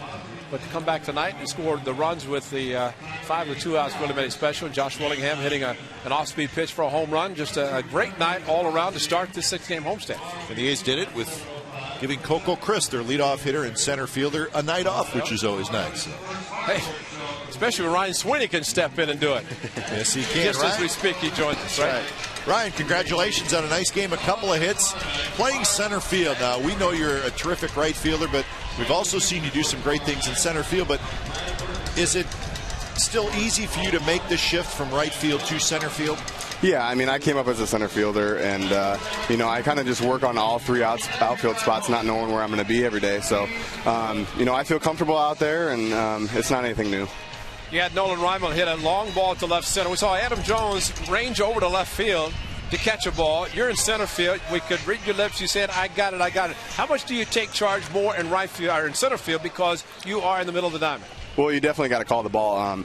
That one was kind of tough because I was going back on it, and I didn't know if I was going to get it at first, but we all know the Coliseum holds up balls. So, it actually came back, and, you know, Josh said, man, that ball kept going, but then it stopped right as it got to the warning track, so I called it before he could get it. All right, speaking of defense, you're out in center field. You have a great view of the A's middle infielders. 4 double plays tonight, one of the keys to the game. What are you thinking out there when you watched Pennington and Ellis do their thing? Oh, I mean, it's fun to watch them all year round. I mean, obviously Ellis has a track record of what he does, but Pennington too. I mean, he gets the balls, and those guys, you know, you can almost feel it coming into those situations. If a guy hits a ground ball, that's going to be a double play. 5 hits with runners in scoring position with 2 outs, and you did it with a 3-run inning to get the A's ahead for good. Talk about what your approach is, especially with a couple of outs and a runner in scoring position.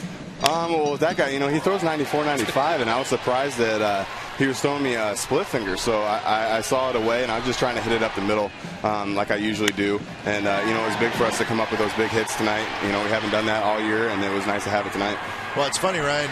Ray and I up here in the booth, after he struck out the 2 guys to get out of the 6th inning, we were like, you know what, let's get this guy out of here. We've seen enough of him. But then you guys put some pretty good at-bats against the guy. And like you said, he really has good stuff. Yeah, he does. I mean, I saw that he had 1 game, so I'm surprised that he stayed out there for as long as he did. But, you know, I was glad we got to him. Ryan, one final thought about this ball club, and you talked about the offense, putting the hits together tonight. Know the pitching's there. You saw the double plays. How important is it to get the hits tonight, to score some runs, to help the pitching, but knowing you guys can score some runs as well? It's huge. I mean, I think it's a confidence builder, you know, that we just need to keep building on. You know, the last thing to kind of fall in place, I think, is the hitting. You know, our defense has been there and our pitching has been there. You know, we've had a couple guys that have gotten hurt, but, you know, if we can just come out and swing the bats, and like you see tonight, our pitchers don't give up too many runs. So if we can just score more than they do, I think we'll be all right. All right, thanks for joining us, Ryan. We appreciate it. Thanks for having me. So Ryan Sweeney, 2 for 5, scores a couple of runs, has an RBI single, and so the A's 25-27, and we say it all the time, Ray. You can't really think about much till you get to that 500 mark. And the A's have been there a couple times, but now they've fallen back. But now they've won 3 out of 4, so they're getting close. Well, and good to win, because a lot of times the club comes home, they don't play particularly well in the first game of a homestand. Tonight they did. And Gio Gonzalez, I know a little frustration, and Bob Guerin was ejected. Maybe some pitches that were close were not being called. But I think the bottom line, Gio pitched well. He got the 7 strikeouts, got the A's started on the right foot, kept the Orioles down when they had a chance to really break the ball game open, the big double play. But all in all, he started, did not get a decision, but Brad Ziegler, the bullpen, did the great job. And we thank Chef Rodney again. I see Korek over there chomping down on a burger. So the Burger Shack here at the Coliseum. Thank you, Chef. That's right. A win and the Burger Shack. What a great combination. So 6-2 is the final. The A's take game 1 of the series. Don't go away. A's post-game live with Jim Cosmore and Greg Cadaret starts